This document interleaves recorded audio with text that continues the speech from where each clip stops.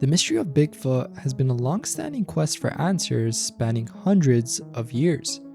To think that a creature who our ancestors mentioned as hairy men of the forest still has yet to be proven is pretty uneasy to think about. With anything still unsolved though, you can imagine all the countless theories, evidence, and arguments that have come up to try and figure out who or what really is Bigfoot.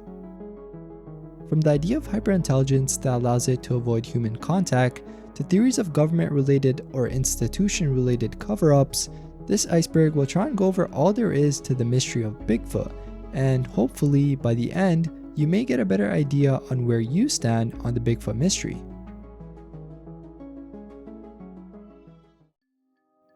Singular Bigfoot. The singular Bigfoot theory suggests that rather than being a species of multiple creatures, there might actually be just one Bigfoot roaming vast distances across North America.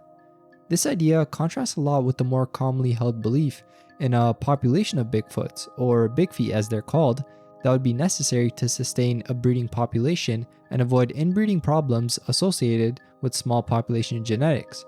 Proponents of the singular Bigfoot theory often cite how Bigfoot is rarely ever seen and the wide geographical range of sightings, because they stretch all the way from the Pacific Northwest and the eastern states, and even how relatively low number of credible sightings there are. This theory might also include speculations about Bigfoot having a longer lifespan than humans, like maybe over 200 years, which could explain its continued existence without the need for a breeding population. Critics of this theory though argue that a single creature moving across such large distances would be likely to be detected, especially in the modern age with all our camera phones and surveillance technology. Also, they point out the ecological and biological implausibility of a single creature sustaining itself over decades without being captured on film or leaving more substantial evidence for its existence. From a biological standpoint though, the existence of a single creature without a population to support genetic diversity would also raise questions about its origin and its survival. COVID-19 pandemic. During the COVID-19 pandemic, as people face lockdowns and try to find ways to safely escape cabin fever, there was a notable increase in outdoor activities like hiking and camping. This shift led to a surge in reported Bigfoot sightings, which ended up sparking renewed interest in Bigfoot. It said that because we were out exploring forests and remote areas more often, the chances of encountering unusual phenomena, or at least believing they had, rose significantly. Guy in a suit. The guy in a suit theory is one of the most common skeptical explanations for Bigfoot sightings and footage. Basically, according to this theory, what people report as sightings of Bigfoot or capture in photos and videos is actually just a person wearing a costume designed to mimic the appearance of Bigfoot. This explanation is often cited in response to some of the more famous pieces of evidence of Bigfoot's existence, like the Patterson Gimlin film from 1967, which you've probably all seen or at least heard of. Skeptics argue that hoaxing a Bigfoot sighting is relatively straightforward, at least with a convincing costume, especially in the context of a brief, distant, or unclear encounter, and it might even explain all the reasons for the blurry photos, who knows. The argument is that primate suits have been available for movies and pranks for decades, like the Planet of the Apes movies, and it's not entirely implausible for individuals seeking attention, aiming to perpetrate a hoax, or just making a film to utilize such costumes to create a Bigfoot sighting. Also, there's actually been some instances where individuals have come forward to admit they were part of a hoax involving a Bigfoot costume, which casts some doubt on other unverified sightings. Believers in Bigfoot though often counter this theory by arguing that some sightings and pieces of evidence display characteristics that would basically be impossible to fake, like the creature's size, the anatomy, and the movement patterns shown in some videos, and even the context of certain encounters where a hoax would be unlikely or dangerous to attempt. We Bare Bears. We Bare Bears is an animated television series created by Daniel Chong for Cartoon Network. The show, which debuted in 2015, follows three brothers, Grizzly, Panda, and Ice Bear, who attempt to integrate with human society in the San Francisco Bay Area. While the series doesn't really go into Bigfoot mythology specifically, I guess it's on this list because the bears and their interactions with humans explore themes of basically being outsiders trying to fit into a world that doesn't fully understand them. This might resonate with some aspects of Bigfoot lore, especially since the creature's existence is said to be just outside of human civilization, And we'll even get into more theories later on about how Bigfoot might be really well adapted to avoiding human contact. Frame 352. Frame 352 refers to a specific frame from the Patterson Gimlin film. Filmed in 1967 by Roger Patterson and Bob Gimlin in Bluff Creek, California, the film claims to show a Bigfoot walking across a clearing. Frame 352 is basically considered the clearest and most detailed image of the creature, which captures it mid-stride as it turns its head to look directly at the camera. This frame has been the subject of intense scrutiny and analysis. It shows the figure's muscle movement and facial features, leading some to argue that it would be really difficult to fake such details, especially with the costume technology available in the 1960s. Critics, however, maintain that the film could still be a well-executed hoax that has fooled us all. It's a bear. The "it's a bear" theory is a common explanation offered by skeptics to account for many Bigfoot sightings.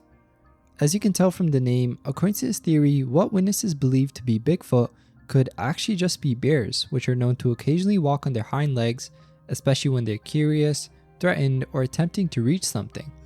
This bipedal behavior, while combined with the bear's big size and often shadowy or obscured appearances in wilderness settings, can for sure lead to some misidentifications.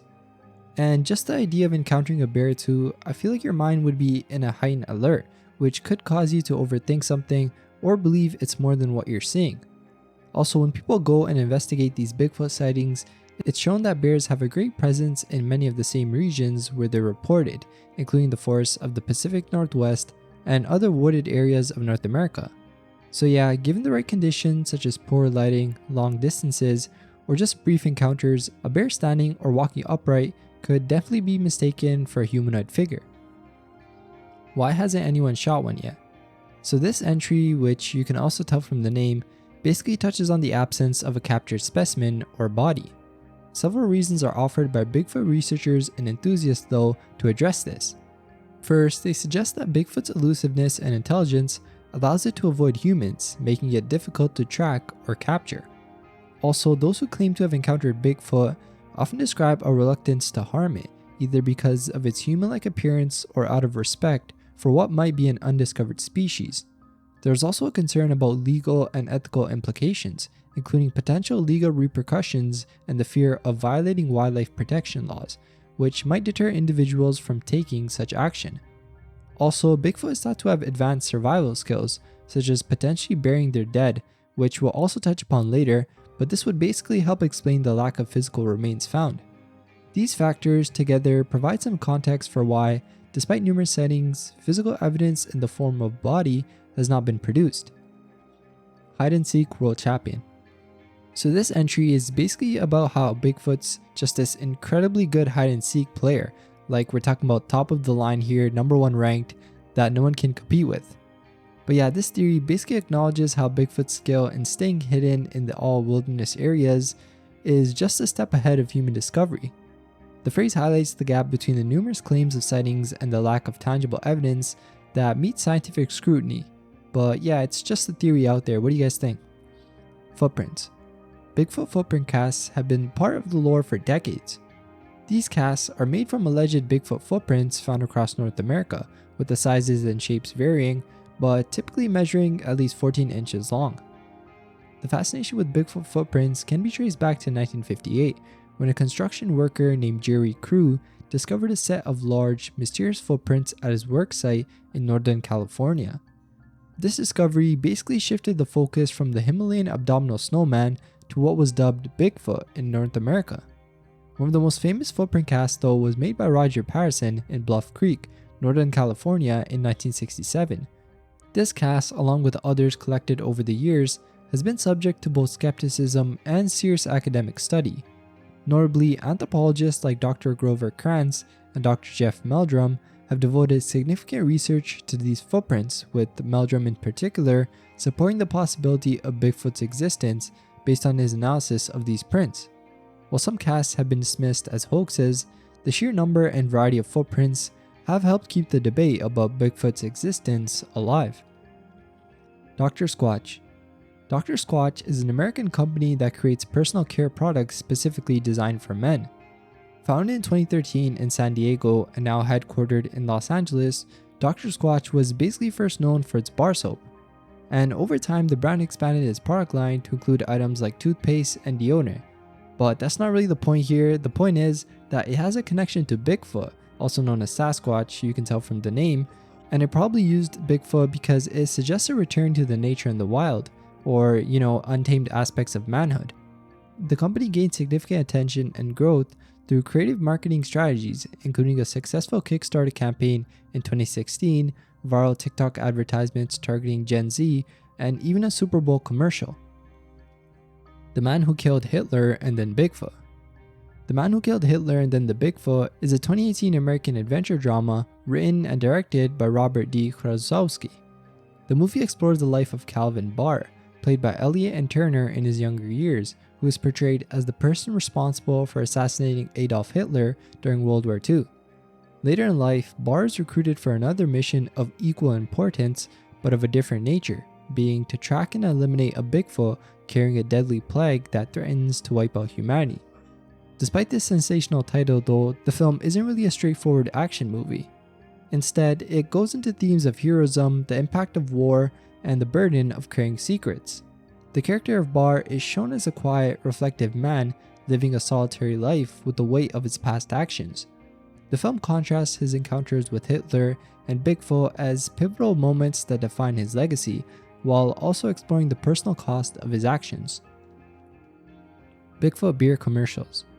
Bigfoot has actually been featured in a lot of beer commercials, basically meant to capitalize on the culture and appeal behind Bigfoot. These commercials often use humor and the elusive nature of Bigfoot to draw parallels with what they say is the rarity or unique qualities of their beer. In these commercials, Bigfoot might be portrayed in a variety of scenarios, such as outsmarting beer hunters, participating in humorous situations, or simply being glimpsed in the background. The use of Bigfoot marketing, I'd say, makes the ads more memorable to the audience, and for me specifically, I'd for sure remember a Bigfoot in an ad. Our onto tier 2, Patterson Gimlin film.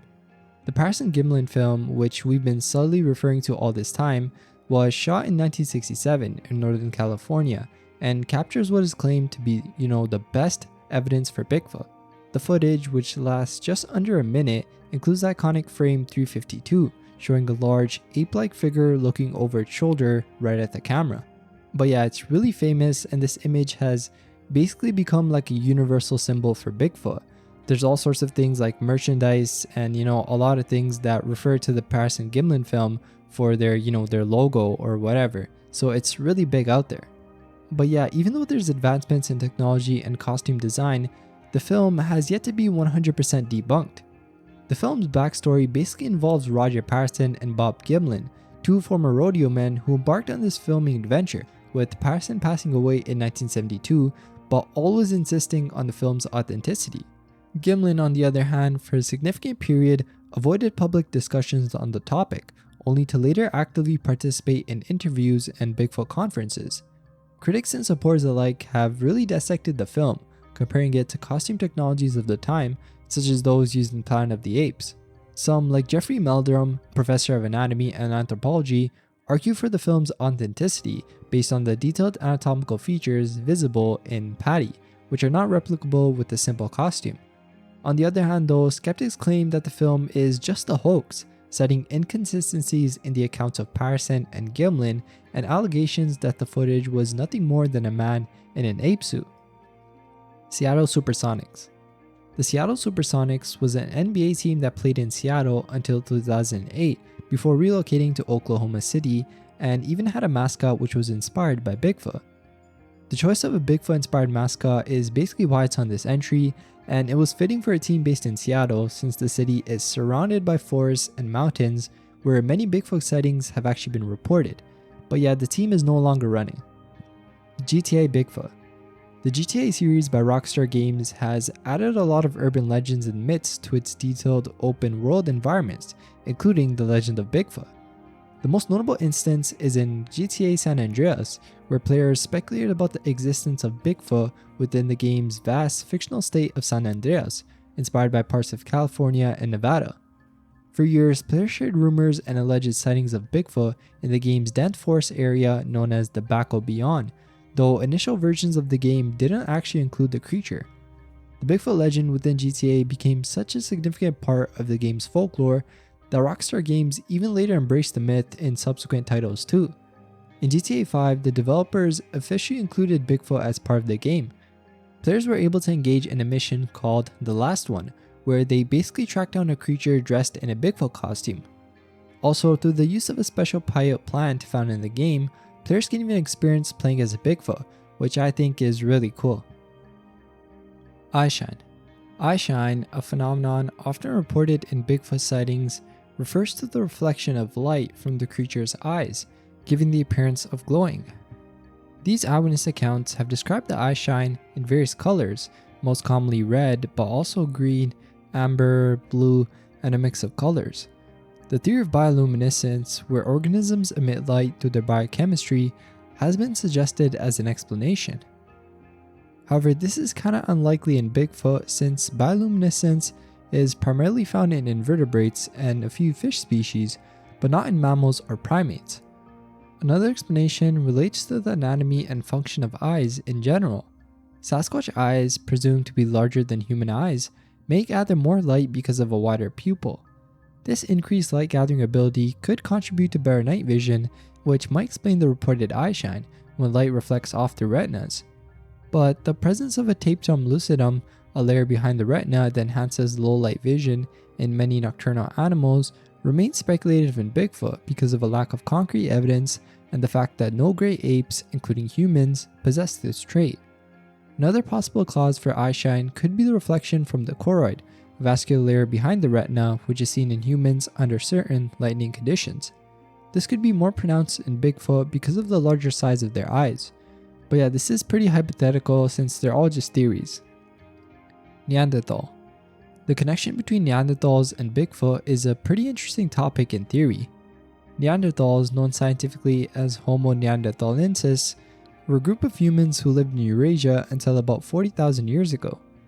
They share a common ancestor with modern humans, and genetic evidence suggests that Neanderthals and modern humans interbred as the latter spread out across the world from Africa. Today, non-Africans possess on average about 2% Neanderthal DNA, showing that interbreeding was likely a common feature along our evolutionary road. The speculation about a Neanderthal-Bigfoot connection often centers around the physical similarities some attribute to both Neanderthals and Bigfoot, such as large, robust builds and potentially similar nocturnal behaviors. Some key features we can see in both of them is Neanderthals had larger eye sockets, meaning they had better night vision, and just like we talked about before, some people believe Bigfoot has this too. The theory suggests that Neanderthals, Bigfoot, and modern humans may have once shared the Earth, possibly interbreeding or influencing each other's evolutionary paths. However, the scientific consensus doesn't really support the existence of Bigfoot, and any connection to Neanderthals is purely speculative. Bigfoot bounties. In an effort to attract tourists and generate interest in Oklahoma, State Rep Justin Humphrey introduced a bill to create an official Bigfoot hunting season, with a substantial bounty for the live capture of Bigfoot. Initially, the proposal included Bigfoot hunting license, potentially becoming a revenue source for the state, and there was even a bounty set up for about $25,000 for the successful capture of Bigfoot. To be real though, this legislative move wasn't really aimed at proving Bigfoot's existence, but really more towards drawing adventurers and tourists to Oklahoma, with a focus on the southeastern region of the state, which is popularly associated with Bigfoot sightings. And the bounty has actually dramatically increased from the initial amount, with Representative J.J. Humphrey announcing that it's reached up to $3 million, which is a really insane amount. The increase aims to extend the invitation to participate in the Bigfoot bounty, not only regionally but also globally, encouraging people from all over to visit Oklahoma and engage in the search of Bigfoot. Independence Day footage. The Independence Day footage refers to a Bigfoot video captured on July 4th, 2010, that stands out for its clarity and pretty interesting content. In this footage, a creature with a cone-headed black appearance emerges from behind a large boulder, exhibiting skittish and seemingly paranoid behavior. It then returns to the frame holding what appears to be a baby Bigfoot, shuffling away into the boulder field. This footage is celebrated for offering a clearish glimpse of a Bigfoot, potentially with his offspring. The video's authenticity and details about its origin though still remain up to speculation, with suggestions that it may have been involved in a hoax by Leroy Blevins Sr., who was known for trying to recreate the famous Patty Bigfoot suit from the Patterson Gimlin film. Blevins has actually denied these claims though, so it leaves the true nature of the footage open to interpretation. RDR2 Bigfoot. In Red Dead Redemption 2 or RDR2, you can actually find Bigfoot, but it's not really straightforward. To encounter Bigfoot in the game, you'll need to go all the way to Mount Shan in Big Valley, located just north of the town of Strawberry. When you reach a specific point on Mount Shan, described as being right in the middle of T and West, you'll find yourself at a fork in the path next to one of the peaks. Taking the right path will lead you to a massive skeleton, believed to be the remains of the Bigfoot in the game. This discovery basically allows Arthur, who is the character in the game, basically to jot notes down about the giant he found. Also, another aspect of the Bigfoot mystery involves over 30 different compendium entries for animals in your collection. After meeting this requirement, you can head to a remote cave where you can hear Bigfoot's voice, although you won't actually see him. This voice reveals why Bigfoot is hiding, and players can even return for additional conversations if they want to, which is really cool. I don't know, when I see stuff in video games, it's really interesting. Survivor Man Bigfoot series. The Survivor Man Bigfoot series is basically an exploration into the world of Bigfoot, led by survival expert Les Stroud. Stroud goes into the wilderness and investigates evidence and stories of Bigfoot's existence with a skeptical yet open-minded approach. He interacts with a variety of people, from scientists to believers, and even some skeptics, providing a really comprehensive look into, just the environment and everything. I was looking around YouTube to research this and saw this one video that shows a scene where Bigfoot was allegedly captured on tape. I don't think there's too much analysis that went on for this particular scene, so I can't really say too much about it, but I guess it's pretty much up to theory and debate. I'll provide a link to an episode in the description if anyone wants to check it out. SCP-1000. SCP-1000 comes from the SCP Foundation's archives. Initially perceived as a nocturnal, omnivorous ape of considerable intelligence, SCP-1000's story has a lot of detail to it. These beings, sharing close evolutionary ties with humans, once possessed a civilization that surpassed humanity in terms of technology and societal structure, utilizing organic technology for their advancement. SCP-1000 civilization was basically destroyed, leaving only scattered remnants of their population, primarily in the Pacific Northwest of North America and the Himalayas. The SCP Foundation's engagement with SCP-1000 is pretty cautious, as their potential reacquisition of lost intelligence poses a significant threat. Efforts are made to keep SCP-1000 away from human population, although instances of attempted contact have been recorded. Tony Hawk Underground 2. In the video game Tony Hawk's Underground 2, released in 2004 as part of the Tony Hawk skateboarding series, players can unlock Bigfoot as a playable character. For me, Tony Hawk was something I really loved playing on my PS2, so this entry got me pretty excited since I had no idea you could play as Bigfoot. It said that to unlock this creature, players need to complete specific challenges or achieve certain milestones within the game. Once unlocked, Bigfoot can basically be used just like any other skater. Our answer tier 3, Gigantopithecus. Gigantopithecus blacki is an extinct species of ape that roamed the forests of southern China during the Pleistocene epoch from about 2 million to 300,000 years ago. With only a few fossilized parts discovered, primarily teeth and jaw fragments, much of what we know about Gigantopithecus is actually from these remains. Its extinction around 300,000 years ago might have been due to a combination of factors, including climate change linked to habitat loss and possibly interactions with archaic humans. The reason it's on this list is because it's sometimes speculated to be the real-life basis for the Bigfoot because of its massive size and strength. But despite its potential relation to modern orangutans, as suggested by DNA analysis of a 1.9 million-year-old fossil tooth, Gigantopithecus's exact place in the primate family tree, mainly its relation to humans, is still up to scientific inquiry and debate. The discovery of this primate in the early 20th century from partial jaw bones and teeth sold as dragon bones in Chinese drugstores had a significant impact on paleoanthropology. These findings have since led to a broader understanding of the species, including its great size, which is said to stand about 10 feet tall and weigh up to 1,100 pounds. Trolls. The comparison between trolls and Bigfoot touches on the similarities found in the folklore and modern cryptid lore, where both entities are often described as large, mysterious, and elusive beings that inhabit remote or wilderness areas. Trolls in specific, though, originate from Scandinavian and Norse mythology, and Bigfoot, primarily known from North American folklore, shares common traits in their portrayal as creatures that live on the fringes of human civilization, occasionally interacting with people, but mostly remaining hidden. But yeah, there's not really too much about this entry, it's basically just a comparison. Bigfoot Trap. The Bigfoot Trap, a unique structure in the Rogue River, which is in Oregon, was constructed in 1974 by the North American Wildlife Research Team. This trap is believed to be the only one of its kind, designed specifically to capture Bigfoot. As you'd probably guess though, this trap was unsuccessful in actually capturing Bigfoot and was abandoned in the early 1980s.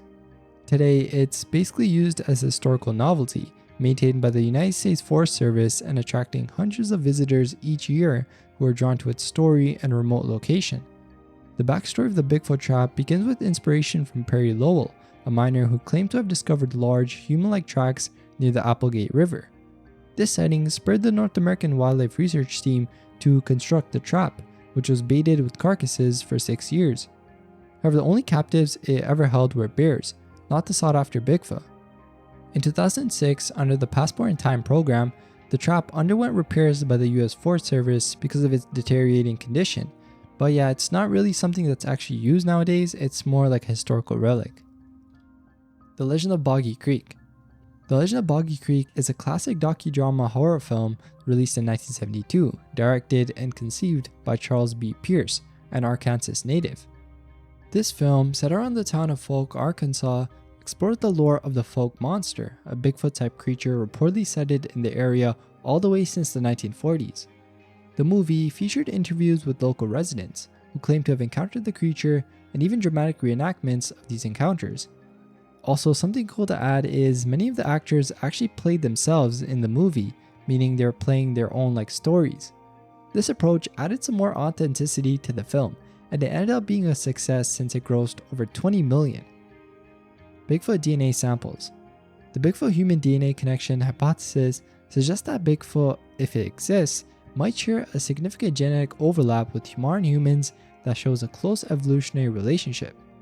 This hypothesis is rooted in the idea that Bigfoot could be a relic hominid, a member of the human family tree that survived into the present day, or even an unknown species of primate with genetic similarities to humans. Proponents of this theory point out to human-like characteristics reported in many Bigfoot sightings, such as bipedalism, the use of tools, and complex vocalizations as potential evidence of a close genetic relationship. They argue that DNA analysis of biological samples attributed to Bigfoot, such as hair, blood, or tissue, could reveal insights into the creature's genetics and its place in the tree of life. And efforts have been made by some researchers to analyze purported DNA samples, with varying degrees of scientific rigor and credibility. Some of these studies claim to have found evidence or unknown primate DNA, which suggests a possible link between Bigfoot and humans. However, these findings have been met with some skepticism by the broader scientific community, which has raised some concerns about, how these studies are handled, the quality of samples, and the overall interpretation of the results. Critics of this theory argue that without verifiable and peer-reviewed genetic evidence, claims of a genetic link between Bigfoot and humans is purely speculative. Allegheny National Forest. Allegheny National Forest in Pennsylvania is a pretty well-known location for Bigfoot sightings. Witnesses have described encounters with the creature, ranging from seeing large, shadowy figures in the distance to even hearing some unusual, unidentifiable sounds at night. In particular, areas around this national forest, such as Bradford and the outskirts of McKean County, have been noted as hotspots for Bigfoot activity. The Kinsua Bridge State Park, which is located within the forest, even hosted a Bigfoot calling contest in 2013, which led to an unexpected outcome when a hiker photographed what appeared to be two hairy humanoid figures shortly thereafter, and the visitor center at the Kinsua Bridge even created an exhibit to document the occurrence. Woodknock. Wood knocking, also referred to as tree knocking, is a method reportedly used by Bigfoot to communicate or signal its presence. This behavior involves a creature striking a tree with a stick or a piece of wood, producing a loud, echoing knock that can be heard over long distances. Some researchers and enthusiasts believe that Bigfoot uses wood knocks to communicate with other members of its species, possibly as a way to convey location, alert others to danger, or even just establish territory. It also mirrors behaviors observed in other primate species, which use vocalizations, drumming, or other sounds to communicate. However, mainly in the context of Bigfoot research, wood knocking has become one of the primary pieces of behavioral evidence cited by those who believe in the existence of Bigfoot. Many Bigfoot researchers and enthusiasts actively use wood knocking in their fieldwork as a way to try and initiate contact or elicit a response from Bigfoot. Skeptics, though, say that these are just natural sounds, such as falling branches or the activities of known animals like woodpeckers. They also point out the lack of evidence linking the sounds specifically to an undiscovered primate. Without direct evidence, though, it's really up to theory about what these knocks really are. Communication. Bigfoot communication theories explore the possibility that Bigfoot could use a variety of methods to communicate both amongst themselves and potentially with humans. These include vocalizations, physical gestures, and environmental signs. Vocalizations are a central focus, with reports and some audio recordings suggesting that Bigfoot may produce howls, roars, whistles, grunts, and language like chatter, known as samurai chatter. It's thought that these sounds could serve for long-distance communication, mating calls, or even just as warnings. Physical gestures such as arm waving or tree shaking have also been reported, which suggests maybe a means of visual communication, perhaps to demonstrate size, strength, or just to convey specific messages or emotions. Environmental signs include structures made from branches and trees, which some believe could mark territory and serve as warning signs to others, or even function as navigation aids. The creation of these structures, as well as the leaving of gifts or objects in specific places, like some who have encountered Bigfoot tell of, has been interpreted as maybe a desire to communicate with us humans. Bigfoot Days Festival. The Bigfoot Days Festival is an annual event celebrated in Willow Creek, California, a town often referred to as the Bigfoot capital of the world. The festival celebrates the local and cultural significance of Bigfoot, drawing enthusiasts, researchers, and tourists interested in the folklore and possibility of this creature. Willow Creek's association with Bigfoot is also well established, largely because of its proximity to Bluff Creek, where the famous Patterson Gimlin film was shot in 1967. Held typically towards the end of summer, the Bigfoot Days Festival features a variety of activities, including parades, costume contests, vendor booths, and even just lectures and presentations on Bigfoot research. The event serves not only as a celebration of Bigfoot and popular culture, but also as a community gathering that boosts local tourism and basically fosters a sense of community identity centered around Bigfoot. It also attracts a really diverse crowd, from skeptics and scientists to believers and just those who are simply curious about Bigfoot. Coyote Peterson video. Coyote Peterson, which you've probably heard of, is a popular wildlife YouTuber known for his channel Brave Wilderness. I used to watch him back in the days when he used to do those, biting videos and stuff, and they were really interesting, so this entry was pretty cool. It all started when a video called Bigfoot Skull Found in Canada, which I don't know if you guys have seen, showed Pearson and his team uncovering a large primate skull, which Pearson suggested might belong to Bigfoot.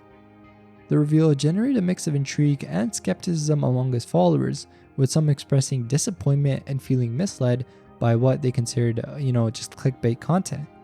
Following the backlash, Pearson's team released an update addressing the controversy without directly tackling the criticism. They emphasized the importance of not removing such findings from their locations, especially in the context of national parks. Despite the disclaimers in the videos, the initial presentation on social media lacked some clarity, leading to confusion and disappointment among fans and viewers. And it does make sense, if someone's thinking it's an actual skull and it's not, it can be seen as clickbait. Pearson's approach was later clarified as not intended to deceive, but rather to entertain and engage in a hypothetical scenario. Marvel character. In the Marvel Comics series, there's a character that goes by Sasquatch, a member of the Canadian superhero team Alpha Flight. Sasquatch, whose real name is Dr. Walter Langowski, is a brilliant scientist who gains the ability to transform into a powerful, fur-covering beast resembling the Sasquatch because of an experiment gone wrong. Langowski was an attempt to replicate the conditions that created the Hulk using gamma radiation. However, in the comic, it basically says his experiment went totally wrong and he ended up tapping into mystical energies in the Canadian wilderness, which transformed into, Bigfoot. As Bigfoot, Langowski possesses immense strength, durability, and the ability to heal rapidly from injuries, making him one of the most powerful members of alpha flight. Tree breaks. Bigfoot tree breaks are a thing where trees or large branches are found snapped or twisted at heights and in manners that suggest they couldn't have been easily caused by weather, animals commonly known, or human activity. These tree breaks are often cited by Bigfoot researchers and enthusiasts as potential evidence of the creature's presence and behavior. The theory suggests that Bigfoot might use these tree breaks as a form of communication with others of its kind, to mark territory, or just as a display of strength. Tree breaks attributed to Bigfoot are typically known by their height off the ground, which is often higher than a human could reach or exert force, and even just the force required to cause the break. Some researchers speculate that the tree breaks serve specific purposes, such as directional markers or warnings to others. Critics and skeptics, though, argue that these are natural explanations for most, if not all, of these phenomena. Wind, snow load, and disease can all cause trees to snap or bend in unusual ways. Also, known animals like bears can also break branches while climbing or foraging, so that could also be an explanation. Bigfoot structures. Bigfoot structures refer to arrangements of sticks, branches, and sometimes larger tree limbs that are found in wilderness areas and are attributed by some to the activities of Bigfoot. These structures can vary a lot in form, like teepee-like constructions, woven branch complexes, arcs made by bending trees, and even just X patterns created by placing sticks or limbs against each other. Proponents of this theory argue that it's too complex or require too much strength to have been made by other known wildlife or by natural processes. The interpretation of these structures within the Bigfoot research community varies though. Some suggest they could serve as territorial markers, signaling the presence of a Bigfoot to others of its kind, or perhaps even serve as shelter. Others think that they could be a form of communication, possibly indicating directions or areas of interest. The discovery of these structures also often coincides with reported sightings of Bigfoot, which is an interesting thing to add. Some people think these could have just been caused by human activity, including the actions of hikers, campers, and other outdoor enthusiasts, as people often create shelters or markings out of branches. Official Bigfoot hunting. Official Bigfoot hunting refers to sanctioned or regulated activities, often within a legal or governmental framework, aimed at searching for evidence of Bigfoot or just capturing the creature itself. While the concept might seem interesting, there's not really any official Bigfoot hunting initiatives, and if there are, they often have really strict regulations to ensure ethical conduct and conservation efforts are upheld. In some regions, mainly those with a cultural history of Bigfoot sightings, local governments or authorities have used the legend of Bigfoot as a means to promote tourism or just engage the community in conservation conversations. For example, a small town might host Bigfoot hunts as part of a festival, which are kind of more similar to guided hikes or educational tours focusing on wildlife and not really actually things that are, meant to harm Bigfoot. Also, certain areas have passed ordinances or resolutions recognizing Bigfoot as an actual protected species, at least in theory. These measures are usually symbolic though, aimed at highlighting the importance of preserving local ecosystems and the species that inhabit them, whether known or speculative. In these cases, any form of hunting or capturing Bigfoot would be strictly prohibited. It's also worth mentioning that wildlife agencies and scientific organizations generally don't support the hunting or capturing of Bigfoot because of the lack of evidence for its existence and the potential risks to real endangered species in the pursuit of, Bigfoot. Our answer tier 4, Jackal Hoax. The Jackal Hoax refers to a story dating back to 1884 in British Columbia, Canada, involving the alleged capture of a Sasquatch-like creature. According to reports published in newspapers at the time, railway workers near Yale, British Columbia, captured a strange ape-like creature, which they named Jackal. Descriptions depicted Jackal as a small, hairy being, not quite human, but also not recognizable as any known animal species. The story quickly gained attention and became a sensation, with various accounts providing differing details about Jackal's appearance, behavior, and eventual fate. Some versions suggested that Jackal was kept in captivity, while others hinted at his escape or transfer to a more secure location for study. However, upon close scrutiny and as years passed, the lack of solid evidence and inconsistencies in the tale led researchers and historians to categorize the Jackal incident as a hoax or, at best, a greatly exaggerated encounter. This basically means that there was no concrete evidence provided, such as photographs, physical remains, or reliable documentation to support the existence of Jackal or validate the claims of its capture. Nephilim. The idea that connects the Nephilim to Bigfoot is a speculative theory found within some fringe areas of cryptozoology and paranormal research, and basically blends ancient biblical narratives with modern cryptid lore. This theory suggests that the Nephilim, the mysterious giants or fallen ones mentioned in ancient texts, could be ancestors or, directly related to Bigfoot. Proponents of this theory argue that the physical descriptions of the Nephilim as beings of great size and strength bear a lot of similarities to accounts of Bigfoot, also described as a large, powerful creature. They speculate that if the Nephilim were real, their descendants or related beings might have survived into modern times, manifesting as Bigfoot sightings. This connection is often used to explain the elusive nature of Bigfoot, suggesting a lineage of supernatural or extraterrestrial that allows these creatures the abilities to avoid detection. The fields of anthropology and genetics, though, provide no evidence to support the existence of the Nephilim or their connection to reported Bigfoot creatures. Mainstream religious scholars and theologians, too, typically interpret the Nephilim within their historical and cultural contexts, not as literal giants or as ancestors of cryptids. Bigfoot hair samples. When hair samples are thought to be from Bigfoot, researchers take a close look to see if they match any known animals or if there's something entirely new. These samples go through careful analysis, often starting with a microscope examination to check out details like color, structure, and pattern, which can tell a lot about their origins. Scientists compare these findings with hair from known animals, which helps them figure out if the sample is just from a familiar creature or if it could actually point to the existence of Bigfoot. DNA testing is another critical step that offers a more definitive answer.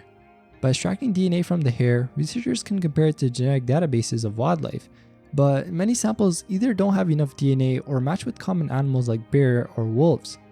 Despite numerous claims and submissions of Bigfoot hair over the years, there hasn't been any concrete evidence. Doug Hajicek. Doug Hajicek is a producer and researcher known for his work in wildlife documentaries and his interest in cryptids, including Bigfoot. Hajicek has made significant contributions to the field of cryptozoology through his production of various television programs and documentaries that explore the mysteries surrounding creatures like Bigfoot. One of his most notable projects is the Monster Quest series, which aired on the History Channel and delved into reports, legends, and scientific investigations related to cryptids and unexplained phenomena from around the world. Hajicek's work often combines scientific inquiry with exploration of the unknown, attempting to provide viewers with a balanced look at the evidence for and against the existence of creatures like Bigfoot. Tom Biscardi. So another individual, Tom Biscardi is a more controversial figure in the Bigfoot research community, known for his long-standing pursuit of the creature and involvement in various high-profile claims and hoaxes. Biscardi has been involved in the search for Bigfoot since the 1970s, positioning himself as a dedicated hunter and researcher of the cryptid. Over the years, he's claimed multiple times to have come close to capturing Bigfoot or having undeniable evidence of its existence.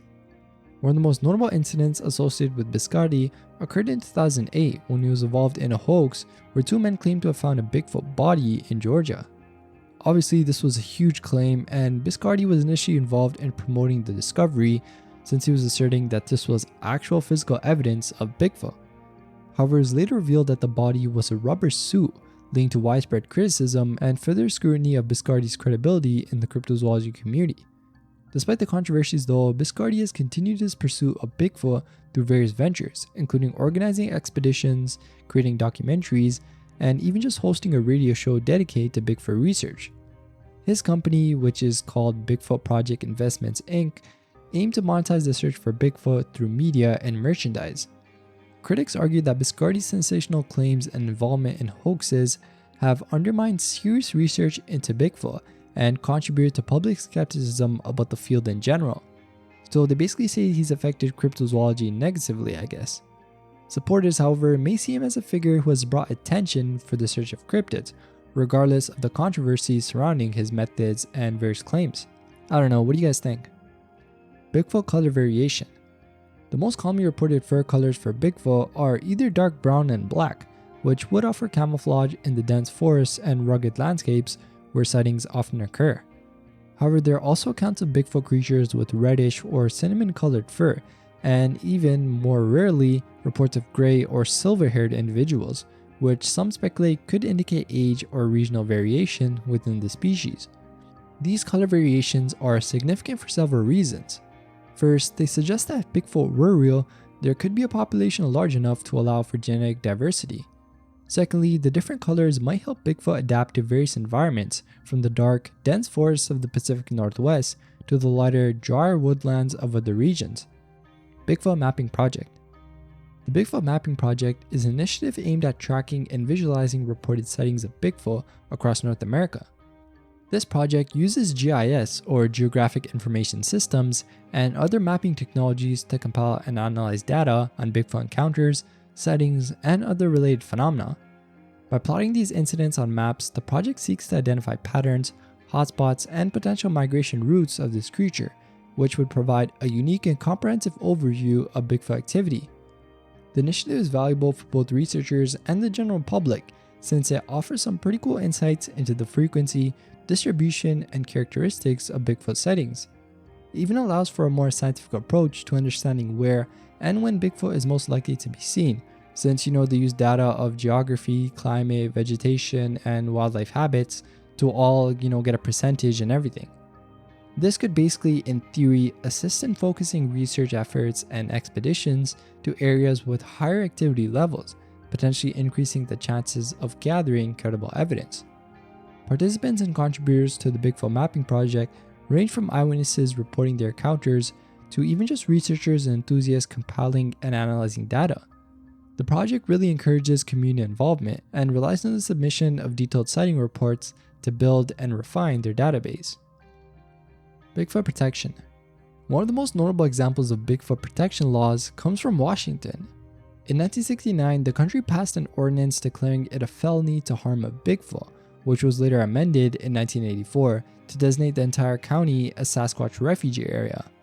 Also, in Whatcom County, Washington, they passed a resolution in 1991 acknowledging the importance of preserving the Sasquatch legend and promoting conservation of their supposed habitat.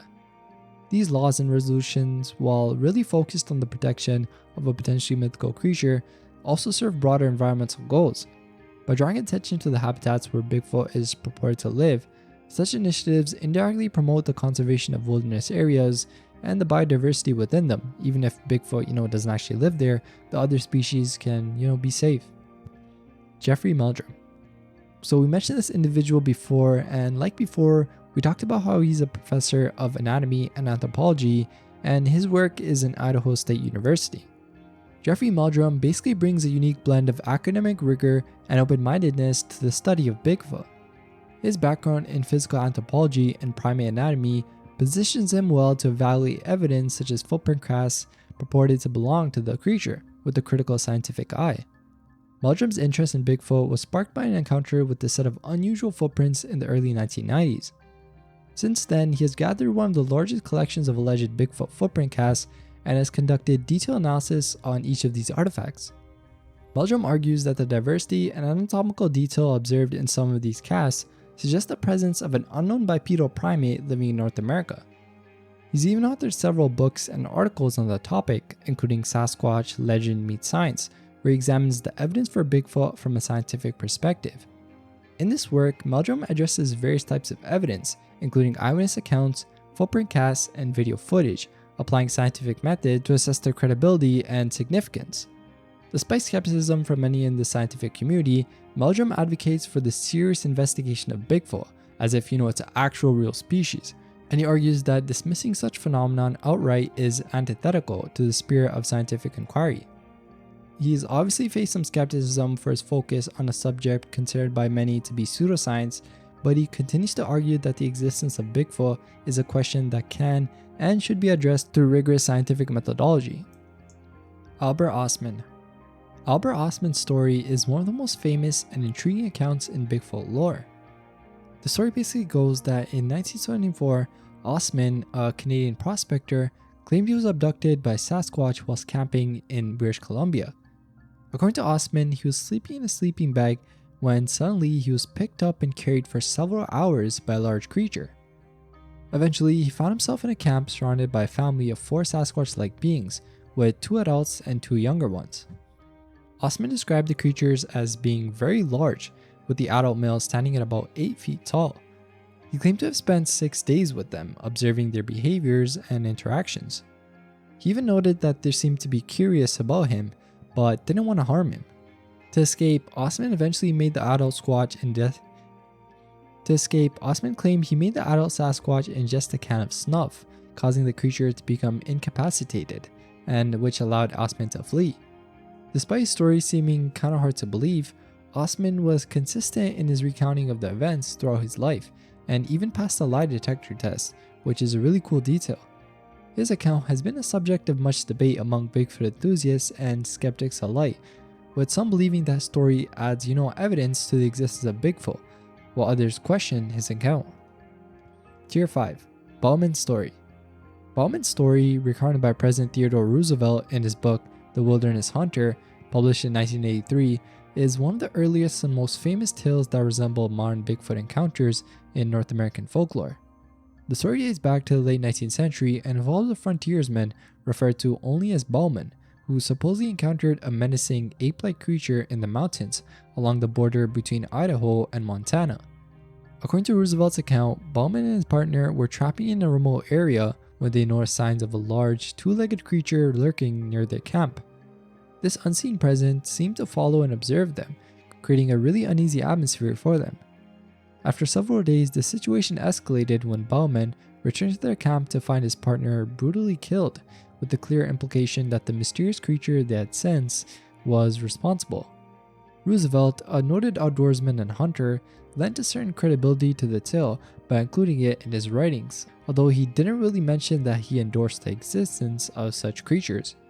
Instead, he presented Bauman's story as an example of the many unexplained mysteries and dangers that could be found in the American wilderness. Bauman's story, though, is significant for several reasons. Mainly, it predates the popularization of the Bigfoot name and the widespread interest in such creatures by several decades. This suggests that large, unknown bipedal beings have been part of North American folklore for a really long time. Also, the story's inclusion in a work by prominent and respected figures such as Roosevelt has helped it remain a point of interest and debate among Bigfoot researchers and enthusiasts. Mount St. Helens eruption. The eruption of Mount St. Helens in Washington state on May 18, 1980 is one of the most significant volcanic events in US history. In the aftermath, amidst the widespread destruction and environmental impact, there emerged a pretty unique and somewhat obscure thing related to Bigfoot lore. Some stories and rumors began to circulate, suggesting that the eruption affected local Bigfoot populations.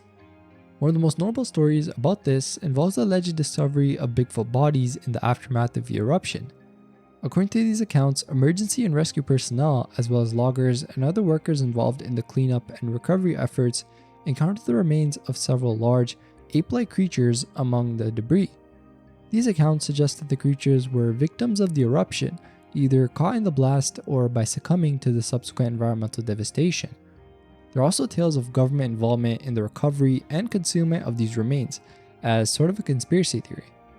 Stories tell of military helicopters transporting the bodies away from the area for study, reminiscent of other conspiracy theories involving government cover-ups of the unexplained. Skeptics and researchers point out the lack of verifiable evidence supporting these claims, such as photographic proof, official records, or credible first-hand accounts. The chaos and confusion in the wake of the eruption, combined with the pre-existing Bigfoot legend in the Pacific Northwest, likely contributed to the genesis and spread of these stories. 9/11 calls on Bigfoot. So, as you can tell by the name of this entry, over the years there have been instances where individuals, genuinely concerned or convinced they've encountered Bigfoot, have reached out to emergency services for assistance. This one is really interesting since, the responders have to remain professional, but I wonder what's going on in their minds when they hear about a Bigfoot, call. In general though, these calls often involve the caller claiming to have seen a large, unidentified creature that resembles descriptions of Bigfoot, which are tall, covered in hair, and walking on 2 legs. The details provided by callers can vary widely though, from descriptions of fleeting glimpses of something in the woods, to more detailed accounts of close encounters. Law enforcement and emergency service workers approach these calls in a variety of ways. While the primary concern is always the safety of the caller, officers dispatched to investigate such reports must, balance the seriousness with which they take every call against the likelihood of a misidentification or a hoax. Often, they find that the sightings can be attributed to animals like bears, which can stand on two legs and be mistaken for something more mysterious in the right conditions. Difficulty in making an ape costume. The difficulty in making an ape costume theory emerges from discussions surrounding the authenticity of Bigfoot sightings, and mainly footage like the Patterson Gimlin film. Skeptics and believers alike have debated the possibility of hoaxing such sightings, leading to an interesting point of contention regarding the practical challenges involved in creating a convincing ape costume, especially in the context of the 1960s and 70s. Proponents of this theory argue that the level of sophistication, detail, and realism needed to fabricate a costume that could withstand scrutiny is not only technically challenging, but was particularly so in the past, before the advent of advanced materials and special effects technology that we have today. They suggest that the movement, muscle definition, and fur texture seen in some purported Bigfoot footage and photographs would be really difficult to fake properly with the materials and knowledge available at the time. Also, the theory suggests that the behavior and anatomical correctness observed in some sightings or film evidence would require not just a costume but a detailed understanding of primate anatomy and movement patterns. This level of detail would be really hard to achieve without significant expertise and resources, making it unlikely that all documented sightings could be hoaxes perpetrated by individuals with access to such sophisticated costumes. Critics of this theory, though, might argue that even in the past, skilled craftsmen and artists could create surprisingly realistic costumes and effects with the materials available, with their skill and everything. However, the counter-argument of this remains that the specific requirements for a Bigfoot costume to deceive witnesses at close range, replicate natural movements, and endure outdoor conditions make it a really challenging task. Rick Dyer hoax. Rick Dyer gained notoriety within the Bigfoot community and broader public consciousness because of his involvement in multiple hoaxes claiming the discovery of Bigfoot. The most infamous of these incidents occurred in 2008 when Dyer, along with Matthew Whitten, announced they had found the body of a Bigfoot in the forests of northern Georgia. They released photos and videos as evidence which garnered widespread media attention and stirred excitement and skepticism in equal measure. The pair organized a press conference where they presented a freezer containing what appeared to be the body of a Bigfoot. However, upon examination by scientists and Bigfoot enthusiasts, the supposed corpse was revealed to be a rubber ape suit. The hoax was publicly exposed, leading to significant embarrassment for those who had taken the claim seriously and sparking a lot of debate about credibility and ethics in the Bigfoot research community. Despite the fallout from the 2008 hoax, Rick Dyer continued to claim encounters with Bigfoot. In 2012, he announced he had shot and killed another Bigfoot in San Antonio, Texas, and even in 2014, he toured with what he claimed was the body, charging people money to view it. This claim too was revealed to be a hoax. Homo floresiensis. Homo floresiensis, often nicknamed the Hobbit for its small stature, is an extinct species of hominid discovered in 2003 at Liang Boa, a cave on the islands of Flores in Indonesia. These remains have sparked a lot of interest and debate in the scientific community because of the human evolution part of it and the diversity of hominids. Homo floresiensis stood about 3.5 feet tall, had a remarkably small brain size for its body size, and yet still used tools, which demonstrates complex behaviors not typically associated with such small-brained hominids. The discovery of Homo floresiensis has sometimes been brought into discussions about Bigfoot because of the possibility that undiscovered hominids might still exist in remote parts of the world. However, it's important to add that Homo floresiensis lived about 190,000 to 50,000 years ago, and its discovery provides evidence of a previously unknown branch of the human family tree, but not really about Bigfoot. The existence of such a species, though, does support the idea that our understanding of human evolution is incomplete, and that other hominid species could have survived alongside modern humans, or even until more recent times than previously thought. Umatilla Indian Reservation calls. In late 2012 and early 2013, residents of the Umatilla Indian Reservation in Oregon reported a series of eerie noises coming from the surrounding forest, which some attributed to Bigfoot. The Umatilla Indian Reservation, which covers significant parts of Umatilla County and extending into Union and Wallowa counties, is home to the Umatilla, Walla Walla, and Cayuse tribes.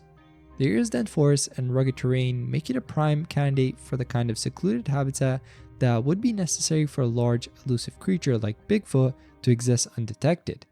Tribal officials and members offered varying opinions though on the source of the sounds, with some dismissing the Bigfoot theory in favor of more natural explanations, like animals known to inhabit the area.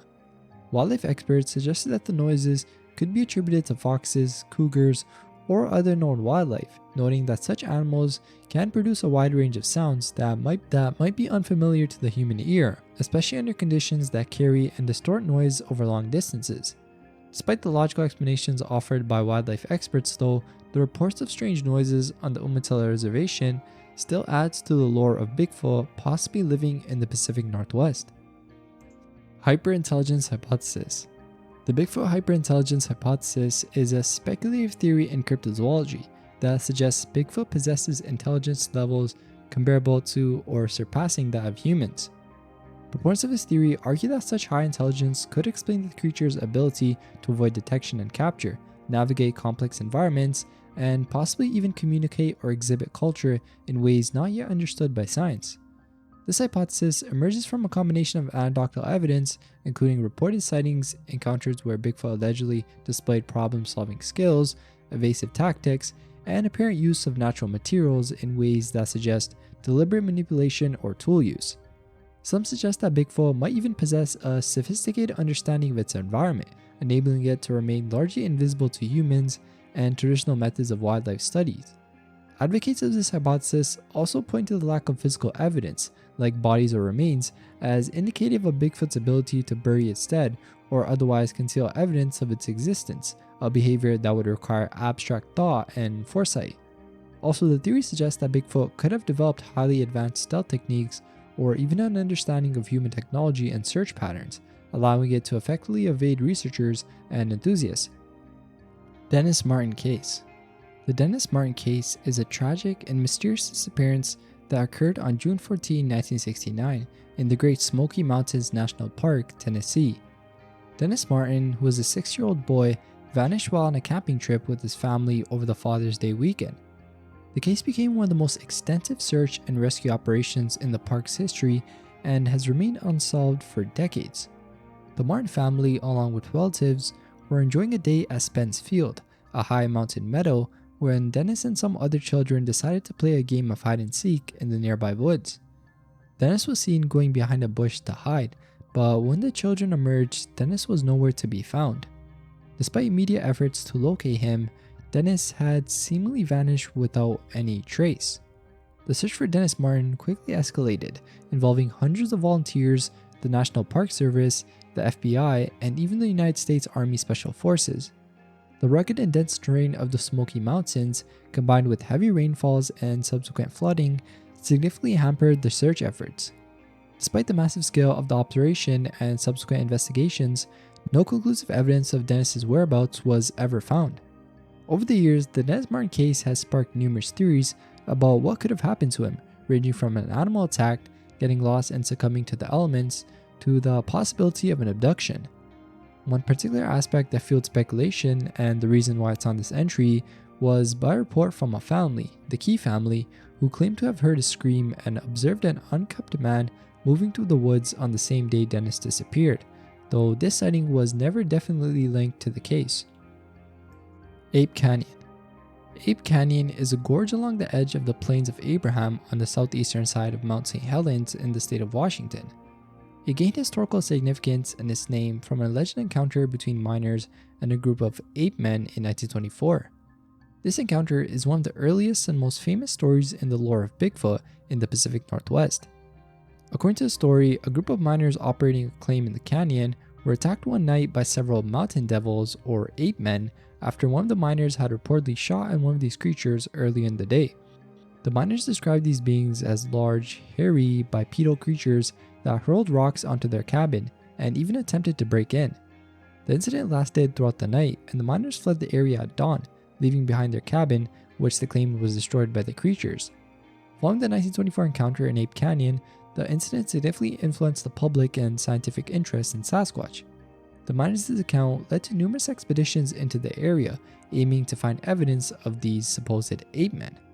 The cabin, which was mentioned by the miners as being attacked, became a focal point for investigations, but over time, natural events and the 1980 eruption of Mount St. Helens have dramatically altered the landscape, so it complicated any efforts to verify the story through archaeological remains. Pennsylvania White Bigfoot. The Pennsylvania White Bigfoot refers to a series of sightings and reports of an unusually colored Sasquatch in various parts of Pennsylvania. Unlike the typical dark brown or black creatures often described in Bigfoot sightings, this variation is noted for its white or light gray hair. This variation is noted for its white or light gray fur, which is kind of weird for Bigfoot, you know? These sightings have been reported over several years too, with witnesses describing encounters with a large, bipedal, ape-like creature covered in white fur, which is often in wooded or remote areas of the state. The existence of a white-furred Bigfoot variant adds a pretty interesting layer to the mythology of Bigfoot, since it shows us that maybe there's different colors and variations like albinism and stuff. Some speculate that the white fur could be an adaptation to specific environmental conditions, like what we talked about, albinism, or maybe just a rare color variation within the speculative Bigfoot population. Investigations into these sightings often involve collecting eyewitness accounts, analyzing any physical evidence left behind, such as footprints or disturbed vegetation, and even setting up trail cameras in areas where sightings have been reported. But yeah, this one sighting that you guys see on the screen is like the most notable sighting, and it is pretty creepy since the Bigfoot in the video is like running away so quick. It has pretty good reaction time. But yeah, despite these efforts and this video, there isn't really conclusive evidence of the Pennsylvania White Bigfoot. Alright, on to tier 6 now, Bob Gimlin. So Bob Gimlin is a name you guys are probably aware of if you know about Bigfoot sightings and stuff, but he's basically another content creator known for his exploration of cryptids, mainly Bigfoot, through his YouTube channel. Gimlin delves into the lore, eyewitness accounts, and theoretical discussions surrounding Bigfoot and other lesser known cryptids, and he has a really cool style of doing it with artwork and everything. His videos are well researched too and often incorporate historical context, indigenous stories, and scientific theories to provide a comprehensive look at the subjects he covers. If you guys haven't checked him out, I really suggest you do since his videos are super interesting. I'll leave a link in the description. Ground sloth theory. The Bigfoot ground sloth theory is an interesting idea that some Bigfoot sightings might actually be of an animal thought to be extinct thousands of years ago, which is the ground sloth. These were really huge, furry animals with long claws that used to live in the Americas. Even though they're believed to have disappeared around 10,000 years ago, this theory wonders if a few of them might still be out there, hiding in deep forests where few people go. Supporters of this idea say that the size and shape of a ground sloth standing up on its hind legs could look a lot like Bigfoot from far away. Their thick fur and the way they might have moved in the dark could also make them seem like the mysterious creature many people report seeing if they're still alive. Plus, ground sloths were really active at night and good at staying out of sight, kind of like what people say about Bigfoot. However, a lot of people don't believe in this theory because it seems really unlikely that such big animals could live until now without being noticed by scientists and with all the environmental changes. We have a lot of bones and fossils from ground sloths that showed they lived a long time ago, but nothing really recent. So without clear evidence like recent pictures or bones, it's hard to prove that ground sloths are still around and being mistaken for Bigfoot. Skookum Cast. The Skookum Cast is an important piece of evidence in the Bigfoot research community. It was created in 2000 during an expedition in the Clifford-Pinchot National Forest in Washington State, and it's a plaster cast of what some people believe to be a Bigfoot body impression. The cast was made in a mud wallow and appears to show the outline of a very large creature's lower body. It was actually the result of an effort called the Skookum Expedition, which included researchers and enthusiasts who set up an apple-baited trap to try and photograph evidence of the Bigfoot. Instead of photos though, they found a large impression the next morning, which they believed to be left by a Bigfoot attracted to the fruit bait. They quickly made a plaster cast of the impression, which measured over 8 feet in length, and that's the thing you're seeing in the photos. Experts have debated the origin of the cast though. Some suggest it could indeed be evidence of a Bigfoot since there's a lot of detail and anatomical features, but some argue that it's just an impression made by an elk lying in the mud or something else. Ruby Creek. The Ruby Creek incident is a famous Bigfoot sighting that occurred in 1941 near Ruby Creek, British Columbia, Canada. The Chapman family, who lived in a small house near the creek, reported an encounter with a large, hairy creature that has since become a cornerstone of Bigfoot lore. Basically, according to the family's account, Jeanne Chapman and her children saw a massive ape-like being approaching their home while her husband, George Chapman, was away at work. Jenny described the creature as being about 7.5 feet tall, covered in dark hair, and walking on 2 legs. In fear for her children's safety, she gathered them and fled to a nearby neighbor's house, and when George Chapman returned home, he found large footprints around the property and noted that a barrel of salted fish had been tampered with, suggesting that the creature had been drawn to it. The Ruby Creek incident stands out because of the detail in the family's description of the creature and even the physical evidence such as footprints that were left behind. The Chapmans were also known as being, very reliable and a hardworking family, which lended some credibility to their account. The story was even investigated by J.W. Burns, who was a school teacher and an Indian agent who had collected various Sasquatch reports from local indigenous peoples.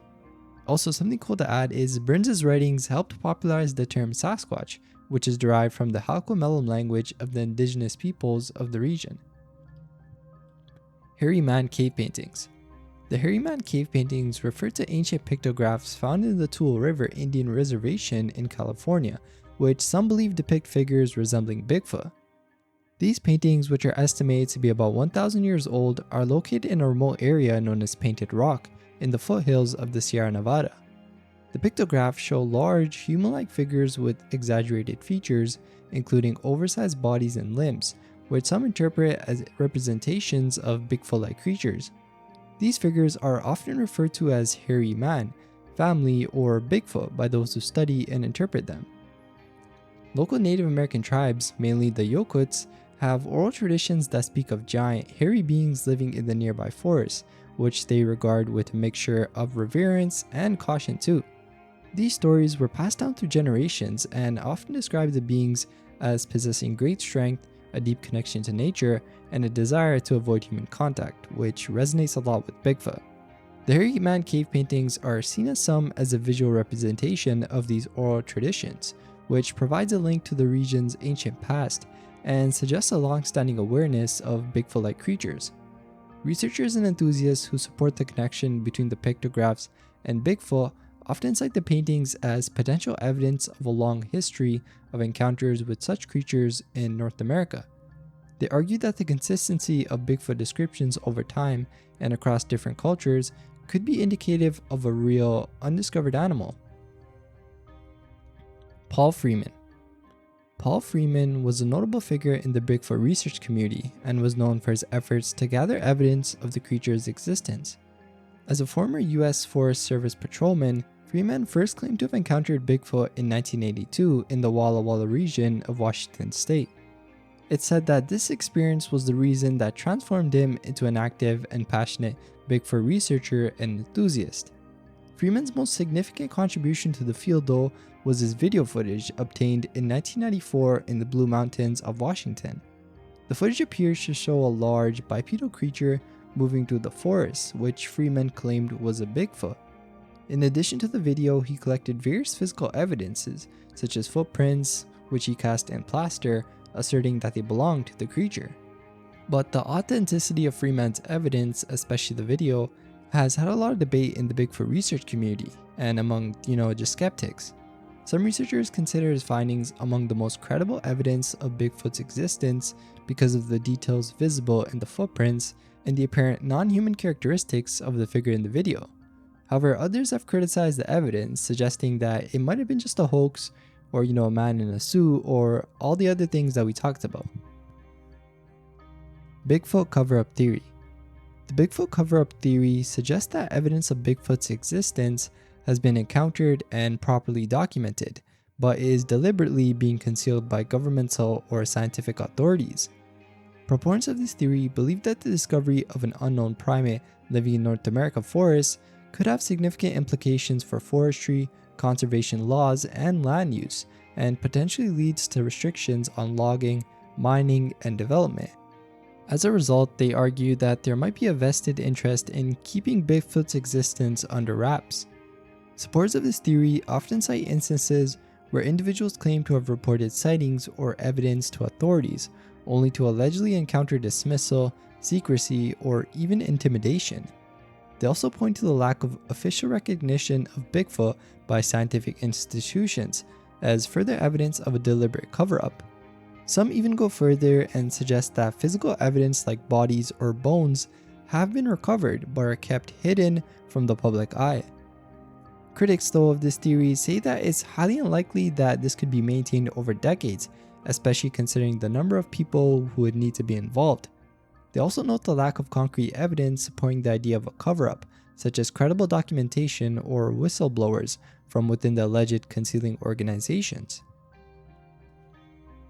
Jane Goodall on Bigfoot. Jane Goodall, who is a world-renowned primatologist and conservationist, is known for her work with chimpanzees, and has actually expressed an open-minded stance on the existence of Bigfoot. For anyone who's unfamiliar with Jane Goodall, this is basically pretty major since she's highly respected and a well-known scientist. When asked about Bigfoot in interviews and stuff, she's indicated that she's intrigued by the possibility of its existence, and she points out that new species are continually being discovered, meaning that an undiscovered large primate like Bigfoot is not really out of the realm of possibility, which is a pretty good argument in my opinion. Goodall has also expressed interest in the numerous indigenous stories and eyewitness accounts that are out there. Giant lemurs. The giant lemurs theory in relation to Bigfoot speculates that some sightings of Bigfoot or similar cryptids could be explained by the presence of an undiscovered or thought to be extinct species of lemur. This theory is similar to the giant sloth one, and just like that one, it suggests a parallel to known historical species like giant lemurs that once lived in Madagascar but went extinct several hundred years ago.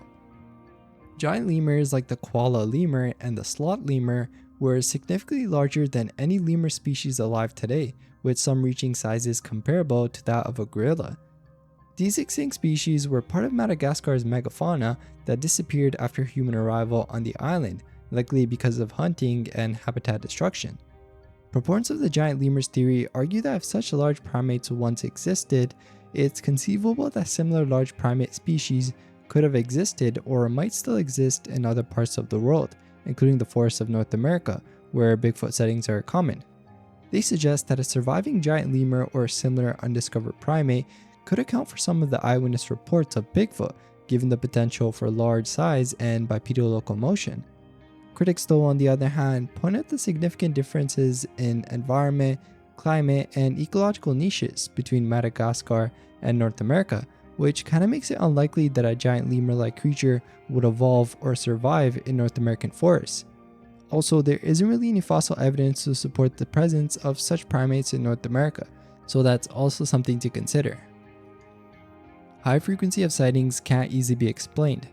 The idea that the large number of Bigfoot sightings can't easily be dismissed argues that the consistency and spread of these reports across different places suggests that there might be truth to them since there's so many.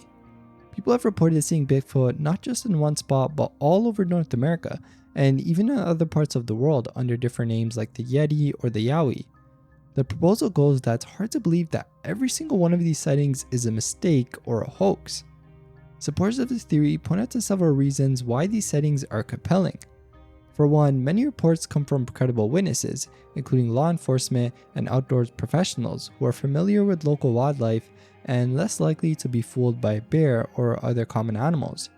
Plus, many of these sightings describe similar features of Bigfoot, like height, build, and behavior, even though they come from people who haven't even met each other.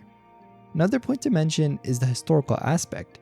Bigfoot-like creatures have been part of indigenous folklore for centuries, long before it became a popular topic. This long history suggests that the sightings aren't just a modern phenomenon, or as a result of recent media influence, but it's been spanning for decades. And lastly, something I wanted to add, the theory also considers the sheer challenge of maintaining a hoax of this scale over such a long time and across so many different areas. It would be incredibly difficult for so many people to consistently report seeing similar creatures without any coordination of some kind, so that's also something to consider. Reported Bigfoot behavior common with great apes. This entry is about how people who have reported seeing Bigfoot often describe actions that remind us of what we know about gorillas, chimpanzees, and orangutans. For example, there are stories of Bigfoot making nests or shelters from branches, much like apes do in the wild. Also, witnesses have said Bigfoot throws rocks or sticks when threatened, which is a defensive behavior seen in great apes, and it brings us back to the attack at Ape Canyon. Other reports even mention Bigfoot making loud calls or howls, which could be similar to the long-distance communications known among great apes. Some people have even found structures made of sticks in the wood, thought to be created by Bigfoot, resembling the tool use and construction behaviors also observed in apes. All these similarities suggest to some that if Bigfoot exists, it might be closely related to great apes. This theory also supports the idea that Bigfoot could be an undiscovered primate, offering a possible explanation for its human-like yet distinctly wild behavior. Our onto Tier 6. Vietnam War Rock Apes. During the Vietnam War, numerous American soldiers reported encounters with mysterious creatures they referred to as rock apes, though these beings bore no relation to any known species of ape.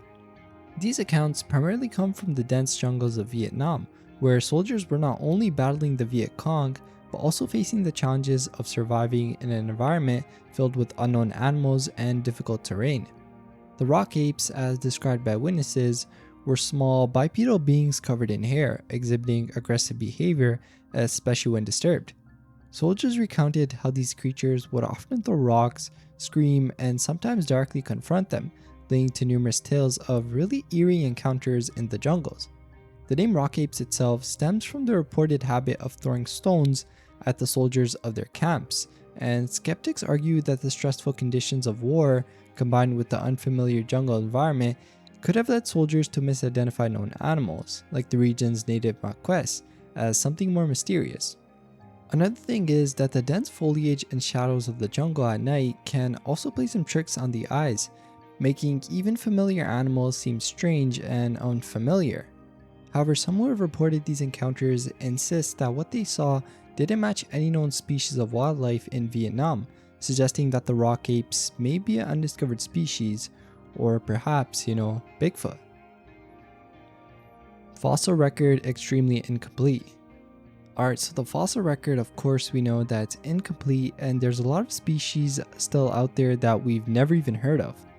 So yeah, proponents of Bigfoot's existence often argue that the fossil record's extreme incompleteness supports the possibility of an undiscovered large primate living in remote areas.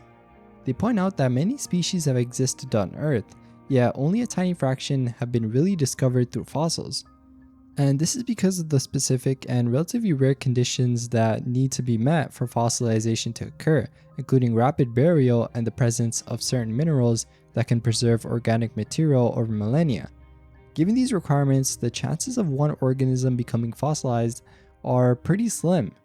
This means that the current fossil record is far from complete and represents only a snapshot of the vast diversity of life that has existed on our planet. Bigfoot proponents suggest that just as the new animal and plant species are discovered in remote parts of the world, so too could there be an undiscovered primate like Bigfoot, especially in areas not conducive to fossil preservation or in regions that have yet to be thoroughly explored by scientists. Also, they argue that the discovery of previously unknown or thought to be extinct species like the coelacanth or the Laotian rock rat demonstrate that significant gaps in our knowledge of biodiversity still exist. Dyatlov Pass Incident. So the Dyatlov Pass Incident is a mysterious event that occurred in February 1959 in the northern Ural Mountains of Russia. The event goes that a group of 9 experienced hikers, led by Igor Dyatlov, embarked on a street trek across the mountains but never completed their journey. Their bodies were found weeks later under really horrifying circumstances that have led to decades of speculation, investigation, and numerous theories attempting to explain what happened to them. The hikers' tent was discovered abandoned and cut open from the inside, suggesting that they had fled in haste. The bodies, found at various distances from the tent, show no signs of struggle with other humans, but had injuries that were really profound and unusual, including severe internal trauma comparable to a car crash without corresponding external wounds, and one victim even sadly had her tongue and eyes missing. Some of the bodies were only partially dressed, which led to theories about paradoxical undressing, a known behavior of hypothermia victims where they mistakenly feel hot and begin to shed clothes.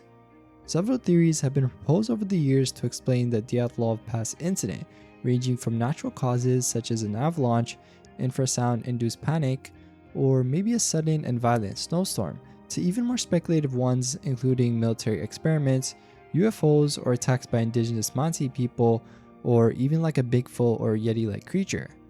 However, none of these theories fully accounts for all the known facts, which leaves the incident still in mystery today. In 2019 though, Russian authorities reopened the investigation into the incident, primarily focusing on natural disaster theories. The official conclusion pointed towards an avalanche as the most likely cause, combined with the unfortunate decisions by the group that led to their tragic deaths. But, I can't say for sure. Men Stealers account of 1841. The Men Stealers account of 1841 refers to a story documented by missionary Reverend Elkanah Walker, who worked among the Spokane Indians in what's now the state of Washington. In his writings, Walker recorded various native beliefs and stories, including an intriguing account that bears a lot of resemblance to modern-day Bigfoot legends. According to Walker's records, the Spokane Indians told him about the creatures they called men stealers or giants who lived in the mountains. These beings were described as being very large, hairy, and capable of moving with great speed. The reason they were feared is because they were said to steal salmon from the fishermen's nets, and could even take children, which understandably terrified the local population a lot. The account is also significant because it predates most modern Bigfoot sightings and reports, suggesting that the legend of large, mysterious humanoid creatures in the Pacific Northwest specifically has deep roots in indigenous folklore. The description given by the Spokane Indians to Walker shares notable similarities with contemporary descriptions of Bigfoot too, including their size, hairiness, and elusive nature. Epic of Gilgamesh. The Epic of Gilgamesh, one of the oldest known works of literature, originates from ancient Mesopotamia and dates back to about 18th century BCE. Within this epic, there's a character named Enkidu who shares some interesting parallels with modern interpretations of Bigfoot. Enkidu is described as a wild man created by the gods as a counterpart to the hero Gilgamesh. He initially lived among the animals, running wild in the natural world untouched by civilization. The reason he's compared to Bigfoot though is, as you can tell from his image, he's covered in hair and living in the wild, away from human society, just like Bigfoot.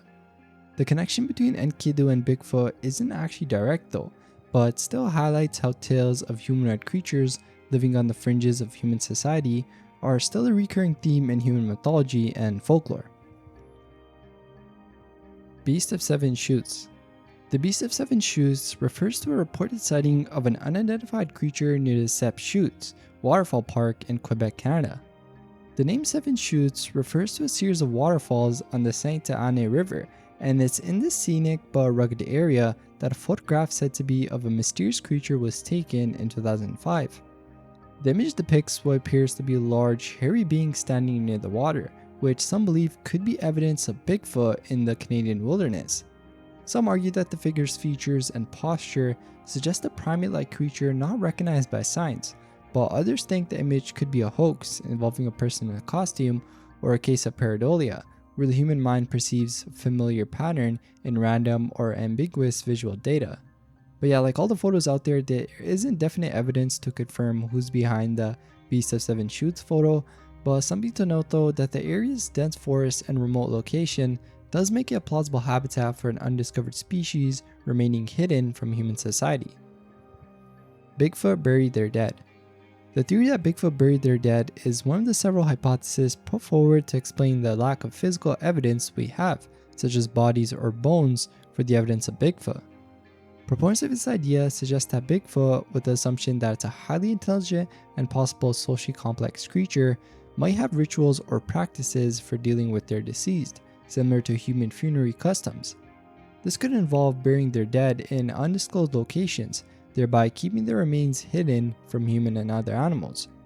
This theory has some historical and factual roots too, since it draws upon comparisons with known great apes and humans, many of which show respect for their dead and have some specific behaviors associated with death, such as mourning or avoiding the bodies of their kind.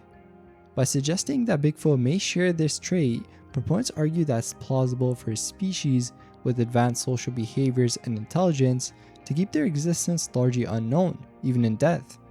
Skeptics of the Bigfoot phenomenon often cite the absence of physical remains as a strong argument against the existence of such a creature, especially in regions like the Pacific Northwest of the United States, which is heavily explored and studied. The Bigfoot buried their dead theory attempts to counter this argument by proposing a behavior that could logically explain the lack of physical evidence. Our answer tier 7, Nocturnal Ape Hypothesis. The Nocturnal Ape Hypothesis suggests that Bigfoot is a nocturnal primate, a theory that seeks to explain the creature's elusive nature and the scarcity of daytime sightings. Proponents of this hypothesis argue that Bigfoot's behavior patterns align with those of other nocturnal primates, which could account for its ability to remain largely undetected despite numerous reported sightings across North America. The theory posits that as a nocturnal creature, Bigfoot will be most active during the night, using the cover of darkness to forage, travel, and carry out other essential activities while avoiding human contact. Such behavior would obviously reduce the likelihood of encounters with humans, since we're mostly just active during the day. It would also explain why most Bigfoot evidence, such as footprints or makeshift shelters, is discovered after the fact, rather than the creature being observed directly. The hypothesis further suggests that Bigfoot's physical characteristics, like reports of large reflected eyes, could be adaptations to a nocturnal lifestyle, allowing for improved night vision in the low-light conditions of dense forests. This characteristic is pretty common too among other nocturnal animals, and could be critical for a large primate surviving in the wilderness. Driftless Forest. The driftless forest area, also known as the driftless zone, is a region in the United States that includes parts of Wisconsin, Minnesota, Iowa, and Illinois. The reason it's on this list is because it has a really unique topography, having escaped the flattening effects of the last glacial period, which left it with deeply carved river valleys, limestone bluffs, and rich biodiversity. The area's rugged and dense forests make it an interesting location for Bigfoot researchers and enthusiasts, since they suggest that the remote and undisturbed lands could be potential habitat for Bigfoot. While the Pacific Northwest is more traditionally associated with Bigfoot sightings, the driftless area has also had its share of reports. Witnesses have described seeing large, hairy bipedal beings walking through the forest or hearing strange noises that don't match known wildlife in the region. These reports are often anecdotal too, meaning they come from local residents, hikers, and hunters who are familiar with the area's wildlife and believe what they encountered wasn't a bear at all or any other known animal. The idea of Bigfoot inhabiting the driftless forest also aligns with the broader hypothesis that Bigfoot, if it does exist, would likely reside in remote, less disturbed areas where human presence is minimal. The driftless area's challenging terrain and extensive woodlands provides a pretty plausible setting for such a creature too, to remain hidden. Investigations into Bigfoot sightings in the driftless area, as in other parts of the country, often involve searching for physical evidence such as footprints or unusual structures believed to be made by the creature. However, concrete evidence supporting the existence of Bigfoot living there is still elusive, with findings often explained away by natural phenomena or misidentifications. Satyr Bigfoot Theory. The Satyr Bigfoot theory is a speculative idea that links the Bigfoot to the ancient mythological figure of the satyr, known from Greek and Roman mythology. This theory explored the possibility that stories and sightings of Bigfoot could be a modern manifestation of these ancient beings. Proponents of this theory argue that the persistence of Bigfoot legends in contemporary times and depiction of satyrs in ancient times point to a universal human experience or fear of what lurks in the uncharted natural world. They suggest that just as satyrs were thought to inhabit remote forests and mountainsides, eluding human contact while occasionally interacting with or startling travelers, so too does Bigfoot occupy a similar niche in modern folklore, representing the wild, untamed aspects of nature that exist just beyond human reach. Those who oppose this theory, though, often note significant differences between the creatures, like their physical descriptions and cultural significances. Satyrs are often associated with specific behaviors and attributes tied to the Dionysian cults and festivities, which don't actually directly correlate with the behaviors that Bigfoot is said to have, since it's described as more of a shy, elusive creature of the woods, with no particular mythological or cultic role. Early reports as a gorilla. Early reports and descriptions of Bigfoot sometimes link the creature to a gorilla, which reflected the limited understanding and exposure to primates that people had in North America during the 19th and early 20th century, and occulting that the mountain gorilla was actually a cryptid before, since people didn't really know what it was, but then it was actually scientifically documented. But yeah, back on track, before the term Bigfoot was even popularized in the 1950s, and before Sasquatch was even widely adopted from indigenous terminology, witnesses often grasped at familiar comparisons to describe their encounters with unknown hairy bipedal beings. The comparison to a gorilla stemmed from the creature's reported large size, covered in hair, and occasionally walking on two legs, traits that aligned with what was known of gorillas at the time. These early reports and newspaper accounts sometimes use the term wild man or directly referred to the creature as a gorilla or gorilla-like being wandering the forests of North America. As the 20th century progressed though, and mainly after the Patterson Gimlin film of 1967, the image of Bigfoot began to solidify in the public consciousness, moving away from comparisons to known animals and becoming a distinct entity in American folklore and cryptid lore. Hominin versus hominid debate. The debate between classifying Bigfoot as a hominin versus a hominid revolves around differing interpretations of his supposed evolutionary relationship to humans. This discussion engages both cryptozoologists and some anthropologists who consider where it might fit within the primate family tree. And a little background on each of these terms: hominids traditionally refer to the family that includes humans, their ancestors, and other great apes. This classification focuses on the evolutionary branch that led to and included modern humans, chimpanzees, gorillas, and orangutans, which highlighted a shared ancestor. Hominins, on the other hand, though, are a more specifically defined group that includes modern humans, our immediate ancestors, and other species more closely related to us than to chimpanzees and gorillas. This group is characterized by bipedalism as a fundamental trait, among other features. But yeah, back to the debate, it hinges on the nature of Bigfoot's bipedalism, intelligence, and other human-like characteristics reported in sightings. If Bigfoot exhibits bipedalism similar to humans and shares other significant traits with early human ancestors, it might be classified as a hominin, suggesting a closer evolutionary relationship to humans than previously thought. This classification would imply Bigfoot's lineage diverged from that of our known ancestors at some point after the split from the common ancestor we share with the great apes. On the other hand though, if Bigfoot is more similar to great apes in its locomotion, behavior, and anatomy, meaning it would exhibit a form of bipedalism but not necessarily the obligate bipedalism seen in humans, it might be more accurately classified as a hominid. This would suggest it belongs to a broader family that includes all great apes and their ancestors, meaning it would basically have less direct relationship to humans. Sagittal crest common in sightings. A sagittal crest, a ridge of bone atop the skull where muscles of the jaw attach, is commonly reported in Bigfoot sightings, which basically indicates that it would have significant jaw strength.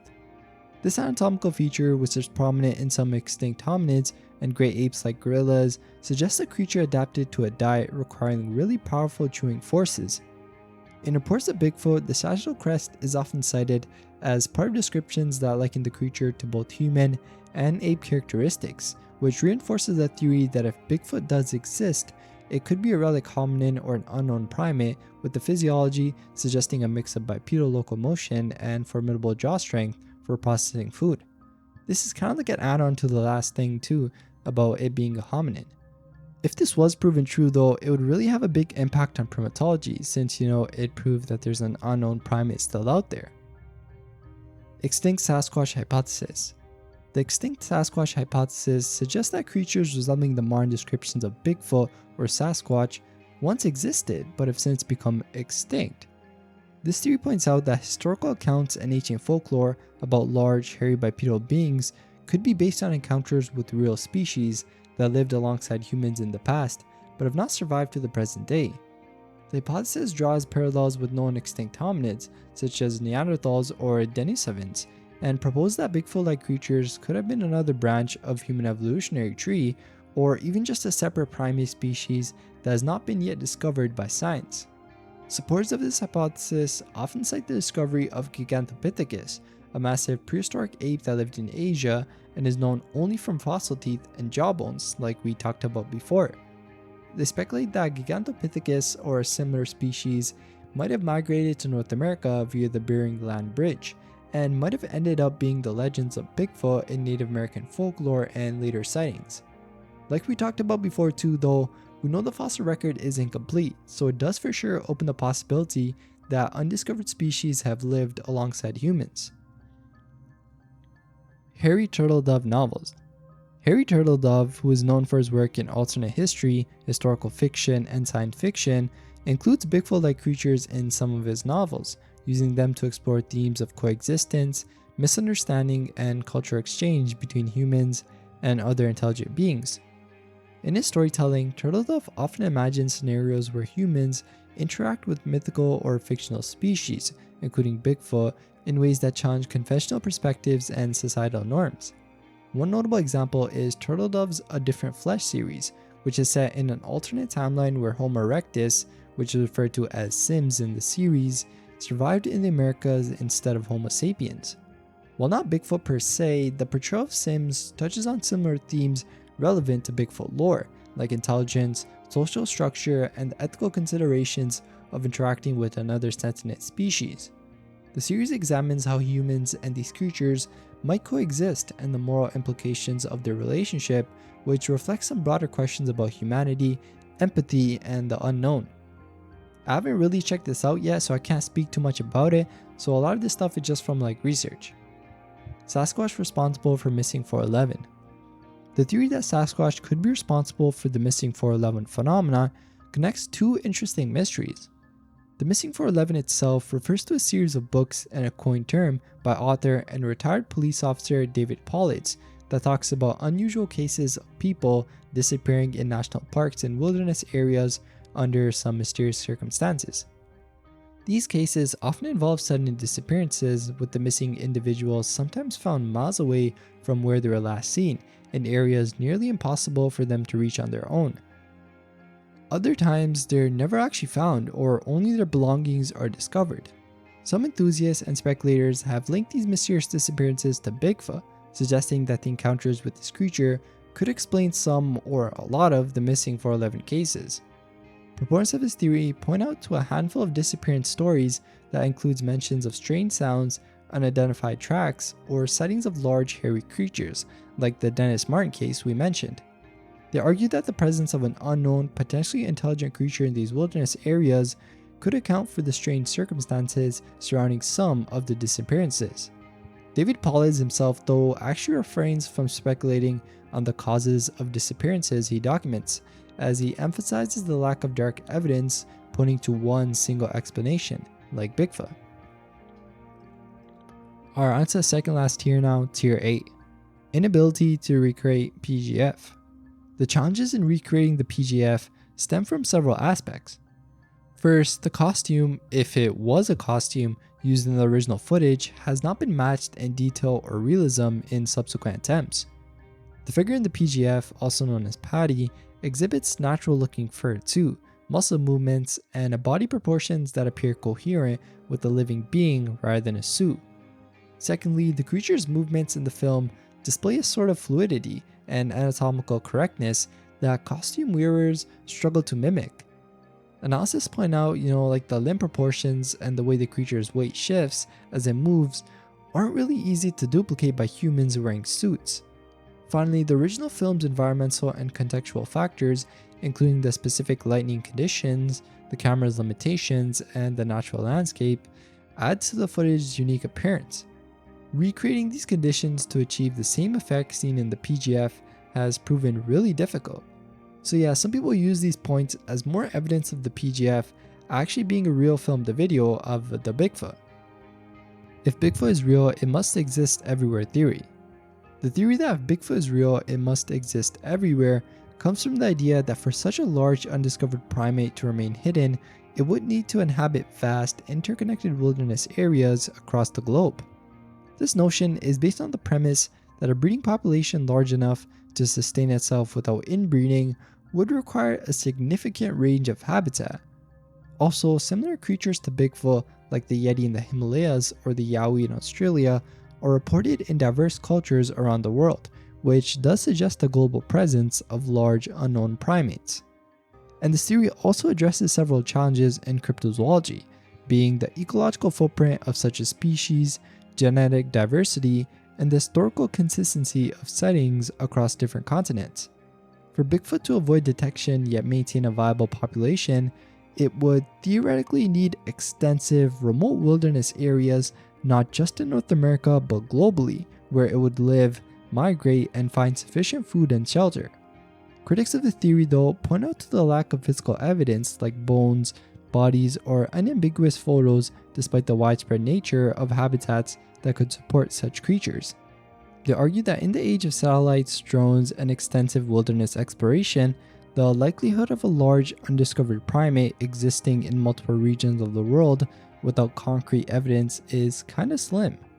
Supporters counter though by bringing up the discovery of previously unknown species in remote areas, and the possibility of nocturnal and highly elusive behavior, and even the vastness of unexplored territories that still exist on Earth.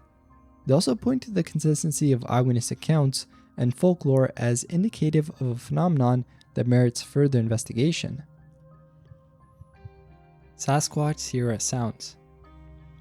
So this entry is actually really interesting. It's about the Sasquatch Sierra Sounds, which are a collection of mysterious and unexplained vocalizations recorded in the Sierra Nevada mountains of California during the early 1970s. Al Burry, who was a journalist, and Ron Moorhead, an inventor and researcher, obtained these recordings in a remote hunting camp, which was reportedly frequented by Bigfoot-like creatures. The sounds include a series of whistles, grunts, and complex vocalizations that some believe to be the language or communication efforts of a Sasquatch. The recordings were analyzed by several experts in the years following their capture too. Notably, Dr. R. Lynn Curlin, a professor of electrical engineering with expertise in sound analysis, conducted an early examination. His analysis suggested that the vocalizations didn't match any known wildlife sounds and were not consistent with human-generated noises, which raised some questions about their origin. Further analysis was provided by Scott Nelson, who was a retired US Navy cryptolinguist. Nelson claimed that the recordings obtained a complex language structure, arguing that the vocal patterns were indicative of an intelligent, language-using creature. But I feel like it's best to let you guys hear it and form your own opinions, so I'll play a small clip and link the whole audio file in the description. Let me know what you guys think.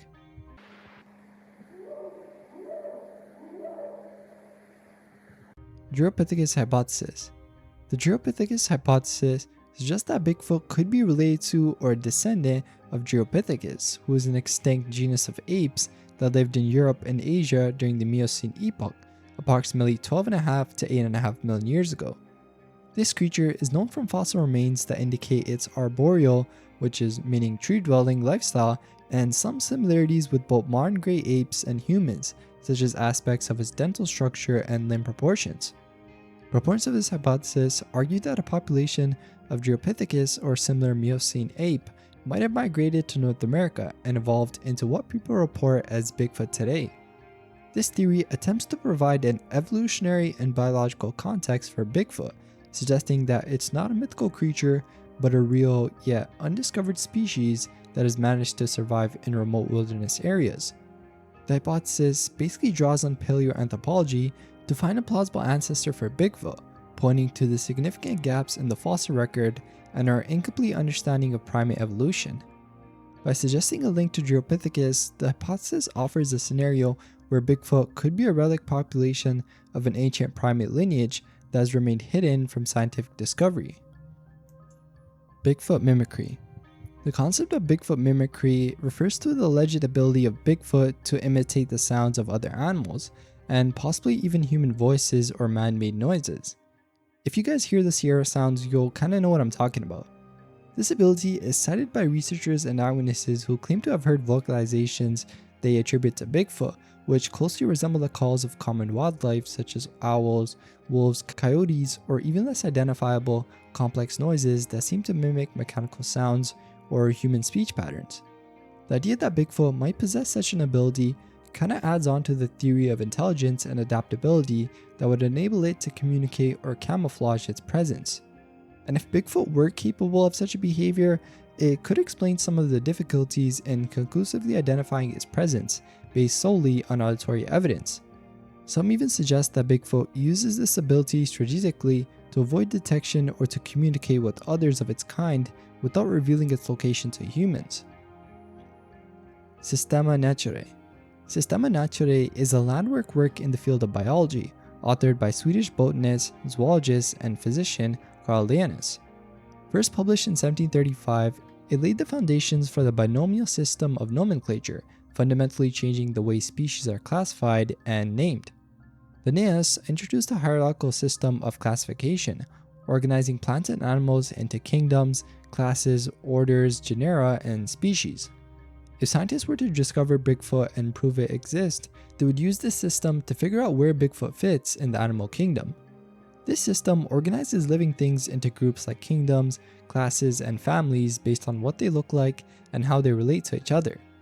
Bigfoot is often described as a big, hairy creature that walks on two legs, similar to humans, but also like great apes.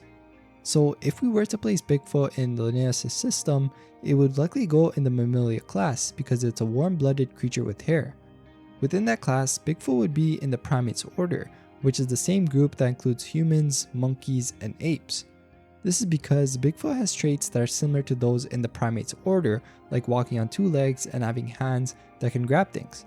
Scientists would need to study Bigfoot closely though, looking at physical traits, how it lives, and its DNA to decide exactly where it fits, but this does help. They might even have to create a new category for Bigfoot if it's super different from anything we already know. No native ape to Canada or America. The theory that there are no native apes to Canada or America suggests that the continents of North and South America have never been home to any species of apes, including great apes and lesser apes in the natural history. This perspective is grounded in current scientific understanding and the fossil record, which show that apes, as we know them today, evolved and have primarily lived in Africa and parts of Asia. This lack of native apes in the Americas is significant in discussions about Bigfoot, as it raises questions about the origins of such creatures if they were to exist. Proponents of Bigfoot must contend with the fact that the alleged creature doesn't fit into the known distribution of primates across the globe. The absence of any fossil evidence or living specimens of apes in these regions further complicates claims of an undiscovered, large bipedal primate inhabiting the areas of North America. Boris Porshnev. Boris Porshnev was a Soviet historian and scientist who made a lot of contributions to the study of hormonology, the search for and study for hominids not recognized by mainstream science, including creatures like Bigfoot and Yeti. Born in 1905, Porsnev's work spanned various disciplines, but he's perhaps best remembered for his interest in the possibility of unknown hominids existing into modern times. Porsnev proposed that reports of Yeti, Bigfoot, and other similar creatures across the globe might be evidence of surviving population of ancient hominids, such as Neanderthals or Denisovans, or even an undiscovered hominid species. He argued that these beings could represent a form of relic hominid that has managed to survive in remote, uninhabited regions of the world, escaping detection because of their small numbers and elusive nature. One of Porsnev's most notable contributions to the field was his involvement in the investigation of the Almas, a wild man reported in the Caucasus and Pamir Mountains of Central Asia. He collected eyewitness accounts and physical evidence such as footprints in an attempt to prove the existence of these creatures. Porsnev's work on the Almas and other alleged hominids was pretty groundbreaking for its time too, as it approached these legends from a scientific perspective, seeking to validate folklore and anecdotal evidence with physical research. Hudson's Bay Company cover-up. The Hudson's Bay Company cover-up theory is a speculative narrative suggesting that the Hudson Bay Company, one of the oldest commercial corporations in the world and historical fur trading business in Canada, was involved in concealing evidence of Bigfoot's existence. According to this theory, the company discovered proof of Bigfoot during its extensive operations in the Canadian wilderness, but chose to suppress this information to avoid disrupting its business activities or facing unknown consequences from revealing such a discovery. Proponents of this theory argued that, given the Hudson Bay Company's deep involvement in the fur trade and exploration of remote areas, it would have been in a prime position to encounter evidence of unknown creatures like Bigfoot. The company's vast network of trading posts and interaction with indigenous peoples who have their own legends and stories about Sasquatch-like creatures could have also led to encounters or the acquisition of physical evidence like pelts or bones. The speculation about a cover-up indicates various motivations too, such as protecting the company's economic interests, avoiding panic or public hysteria, or even complying with governmental directives. Some versions of the theory also suggest that the Hudson Bay Company might have been concerned about the implications for land use and access rights if the existence of an unknown hominid species were confirmed. Some argue though that a significant find would likely have been difficult to conceal over a long time, especially considering the number of employees and the turnover throughout the company's history. 1784 London Times Report. In 1784, the London Times reported a remarkable discovery made by French explorers in North America, involving the skeleton of what was described as a gigantic man. I couldn't really find pictures or the article and stuff about it, but according to the report, the skeleton measured 10 feet 2 inches in height and was found with artifacts that suggested the individual had been buried with honors or some form of ceremony. The report sparked interest and speculation about the existence of a race of giants or an unknown species of large humans in the past. This report is often cited by enthusiasts and researchers of anomalous discoveries and the possibility of unknown or forgotten human species, possibly like Bigfoot. It's also referenced in discussions about giants in folklore and their potential basis in historical truths. The account from the London Times also adds to the collection of similar reports and legends from around the world that suggest the existence of giant humans or human-like beings in ancient times, which is pretty interesting. The thing is though, there isn't really physical evidence such as bones or artifacts that can be examined today with modern techniques, so it's difficult to verify the accuracy of these accounts. Also, the tendency for sensationalism in early journalism and the possibility of misinterpretation or exaggeration must also be considered. Bigfoot infrasound usage hypothesis. The Bigfoot infrasound usage hypothesis suggests that Bigfoot, like other known animal species, might have the ability to produce infrasound, which are basically sound waves with frequencies below the lower limit of human hearing. Infrasound is used by several animals for communication over long distances, navigation, and even as means to stun or disorient prey. For example, elephants, whales, and tigers are known to utilize infrasound for various purposes. Proponents of this hypothesis argue that Bigfoot's alleged use of infrasound could explain several aspects of reported encounters, including feelings of unease, disorientation, or fear experienced by witnesses without an apparent cause. These effects are similar to those documented in human subjects exposed to infrasound in controlled studies, suggesting a possible link. The ability to produce infrasound could serve as a survival mechanism for Bigfoot, allowing it to communicate with others of its kind, navigate its environment, or deter humans and predators without being detected. This theory also adds to the idea of sophisticated biological adaptations that contribute to its elusiveness. Our Unsincere 9. Extraterrestrial explanation. The extraterrestrial explanation for Bigfoot suggests that the creature could be of alien origin or somehow connected to extraterrestrial activity. This theory diverges from the more commonly discussed hypothesis that Bigfoot is an undiscovered primate or a surviving member of an ancient hominid species. Instead, it entertains the possibility that Bigfoot sightings are linked to UFO sightings or other unexplained phenomena, suggesting that Bigfoot may be an alien being visiting Earth or a terrestrial creature influenced or created by extraterrestrial forces. Proponents of the extraterrestrial explanation often cite cases where Bigfoot sightings coincide with UFO sightings, or where witnesses report other unusual lights or activities in the sky around the same time and location as a Bigfoot encounter. They speculate that this could indicate a connection between Bigfoot and extraterrestrial visitors, perhaps suggesting that Bigfoot is used for reconnaissance or even some other purposes by aliens, who knows. Interdimensional Bigfoot. According to this theory, Bigfoot isn't actually an undiscovered animal living in forests, but actually a being capable of moving between dimensions or realities. This ability to phase in and out of a perceivable dimension could account for the sudden appearances and disappearances reported by eyewitnesses, as well as the difficulty in capturing clear evidence of Bigfoot's existence. Proponents of this theory often cite the creature's seemingly supernatural ability to avoid detection, despite extensive searches in areas where it has been sighted. They suggest that Bigfoot could be using natural or unknown dimensional portals, or even possess an inherent ability to shift between dimensions, making it possible for the creature to inhabit our world while still remaining mostly hidden. This hypothesis actually draws from concepts found in quantum physics and theories about the multiverse, which propose the existence of multiple parallel universes or dimensions. By applying these concepts to Bigfoot, supporters of the interdimensional theory attempt to provide a framework that could explain many of the anomalies associated with Bigfoot sightings, such as the lack of physical traces and the creature's apparent intelligence and awareness of its observers. Smithsonian cover-up. The theory of a Smithsonian cover-up relates to allegations that the Smithsonian Institution has been involved in suppressing evidence regarding discoveries that contradict established historical or scientific narratives. This includes claims related to the existence of anomalous human remains, such as giants or advanced ancient civilizations, and sometimes extends to include evidence of creatures like Bigfoot. Proponents of the cover-up theory accuse the Smithsonian of either destroying or hiding artifacts and skeletal remains that don't fit into the conventional understanding of human history or evolution.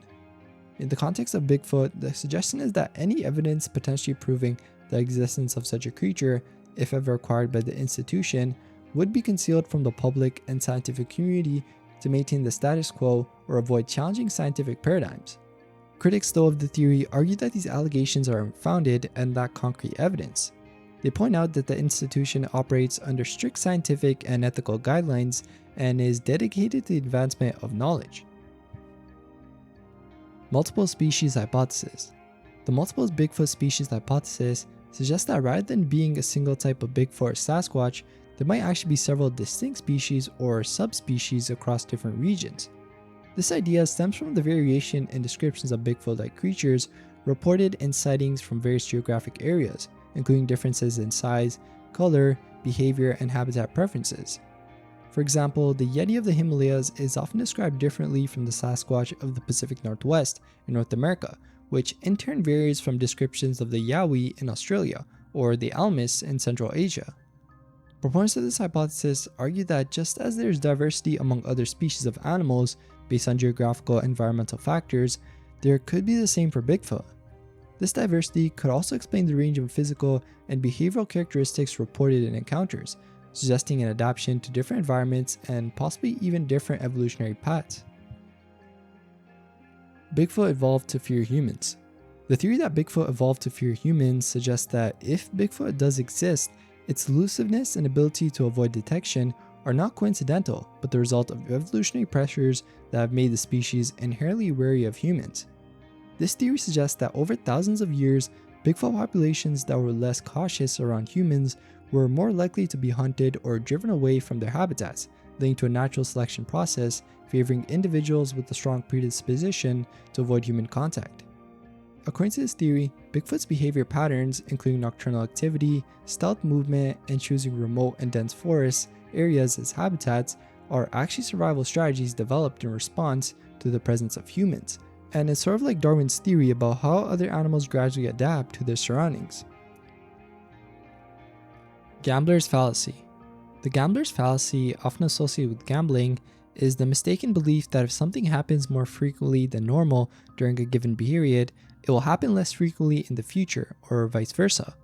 For example, if a coin flips heads 10 times in a row, one might believe tails is due and more likely next time, despite each flip being independent with a 50-50 chance. When applying this concept to the search of Bigfoot though, one could make a similar error in reasoning. For instance, if numerous Bigfoot sightings are reported in a particular area over a certain period, someone might think that a sighting becomes less frequent in the near future, believing the quota of sightings has been met. Conversely, if there hasn't been any sightings for a while, they might think that a sighting is overdue. However, just like in gambling, the likelihood of an independent event, like a Bigfoot sighting, doesn't actually change based on past occurrences. So each sighting opportunity is independent of the last, assuming equal conditions each time. Bigfoot human truce. The concept of a Bigfoot human truce is a speculative narrative within the realm of Bigfoot lore and cryptid discussions. It suggests that at some point in history, either recent or ancient, humans and Bigfoot reached an understanding or agreement to coexist peacefully, avoiding direct conflict and interference in each other's lives. This idea is often discussed in the context of explaining the lack of aggressive encounters between humans and Bigfoot, as well as the creature's elusive nature. According to this narrative, Bigfoot, being an intelligent and sentient creature, has managed to understand the threat or disruption that extensive human contact could pose to its existence.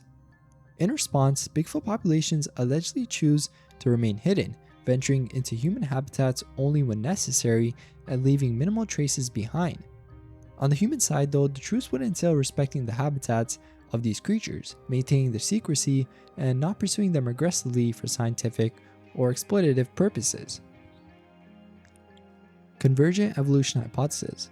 The convergent evolution hypothesis regarding Bigfoot suggests that if Bigfoot does exist, it could be the result of convergent evolution, which is a process where organisms not closely related independently evolve similar traits as a result of having to adapt to similar environments or ecological niches.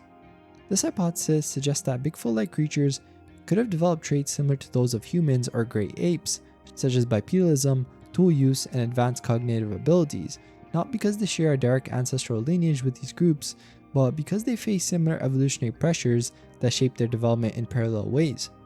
Under this hypothesis, Bigfoot will represent an instance of convergent evolution in the primate lineage, resulting in an organism that exhibits characteristics similar to those of hominids, but has evolved from a different ancestor.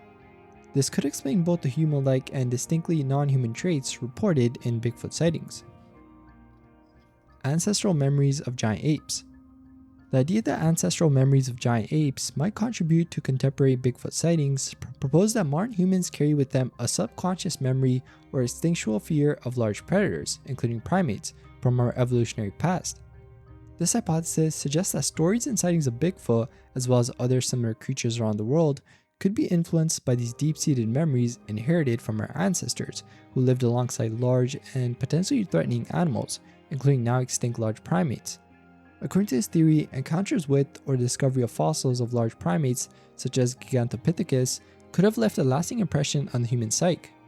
These ancestral interactions might have been encoded into the collective memory of early human populations, manifesting today as fears or fascinations with large humanoid creatures lurking in the wilderness.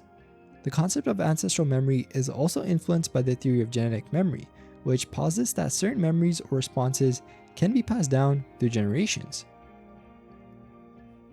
Bigfoot media used to discredit evidence. The notion that Bigfoot media, meaning the various films, television shows, and internet content, has been used to discredit the existence of Bigfoot revolves around the idea that sensationalized or fictional portrayals of Bigfoot contribute to a public perception of the creature as a myth or a hoax. This perspective suggests that the proliferation of Bigfoot in popular culture, often in contexts that lack seriousness or scientific rigor, undermines legitimate investigation into the phenomenon and discourages serious consideration of evidence that might support Bigfoot's existence. Proponents of this view argue that when Bigfoot is predominantly featured in an entertainment context that prioritizes spectacle over substance, it fosters skepticism and ridicule rather than genuine curiosity or scientific inquiry. This can lead to a situation where eyewitness accounts or potential evidence are dismissed, out of hand, or viewed with undue skepticism. Also, the saturation of Bigfoot media can obscure the line between credible research and pure entertainment, making it challenging for both the public and the scientific community to discern valid inquiries from sensationalism. This environment can basically deter serious researchers from engaging with the subject, fearing association with fringe or pseudoscientific elements, and can marginalize those who report sightings or experiences who may fear ridicule. So that's the video. I hope you all enjoyed. This was really interesting to make. I had fun making this, and let me know if you guys want me to drop a Nessie iceberg next. Anyways, I'll see you all in the next one, and I hope you all have a good day. Bye.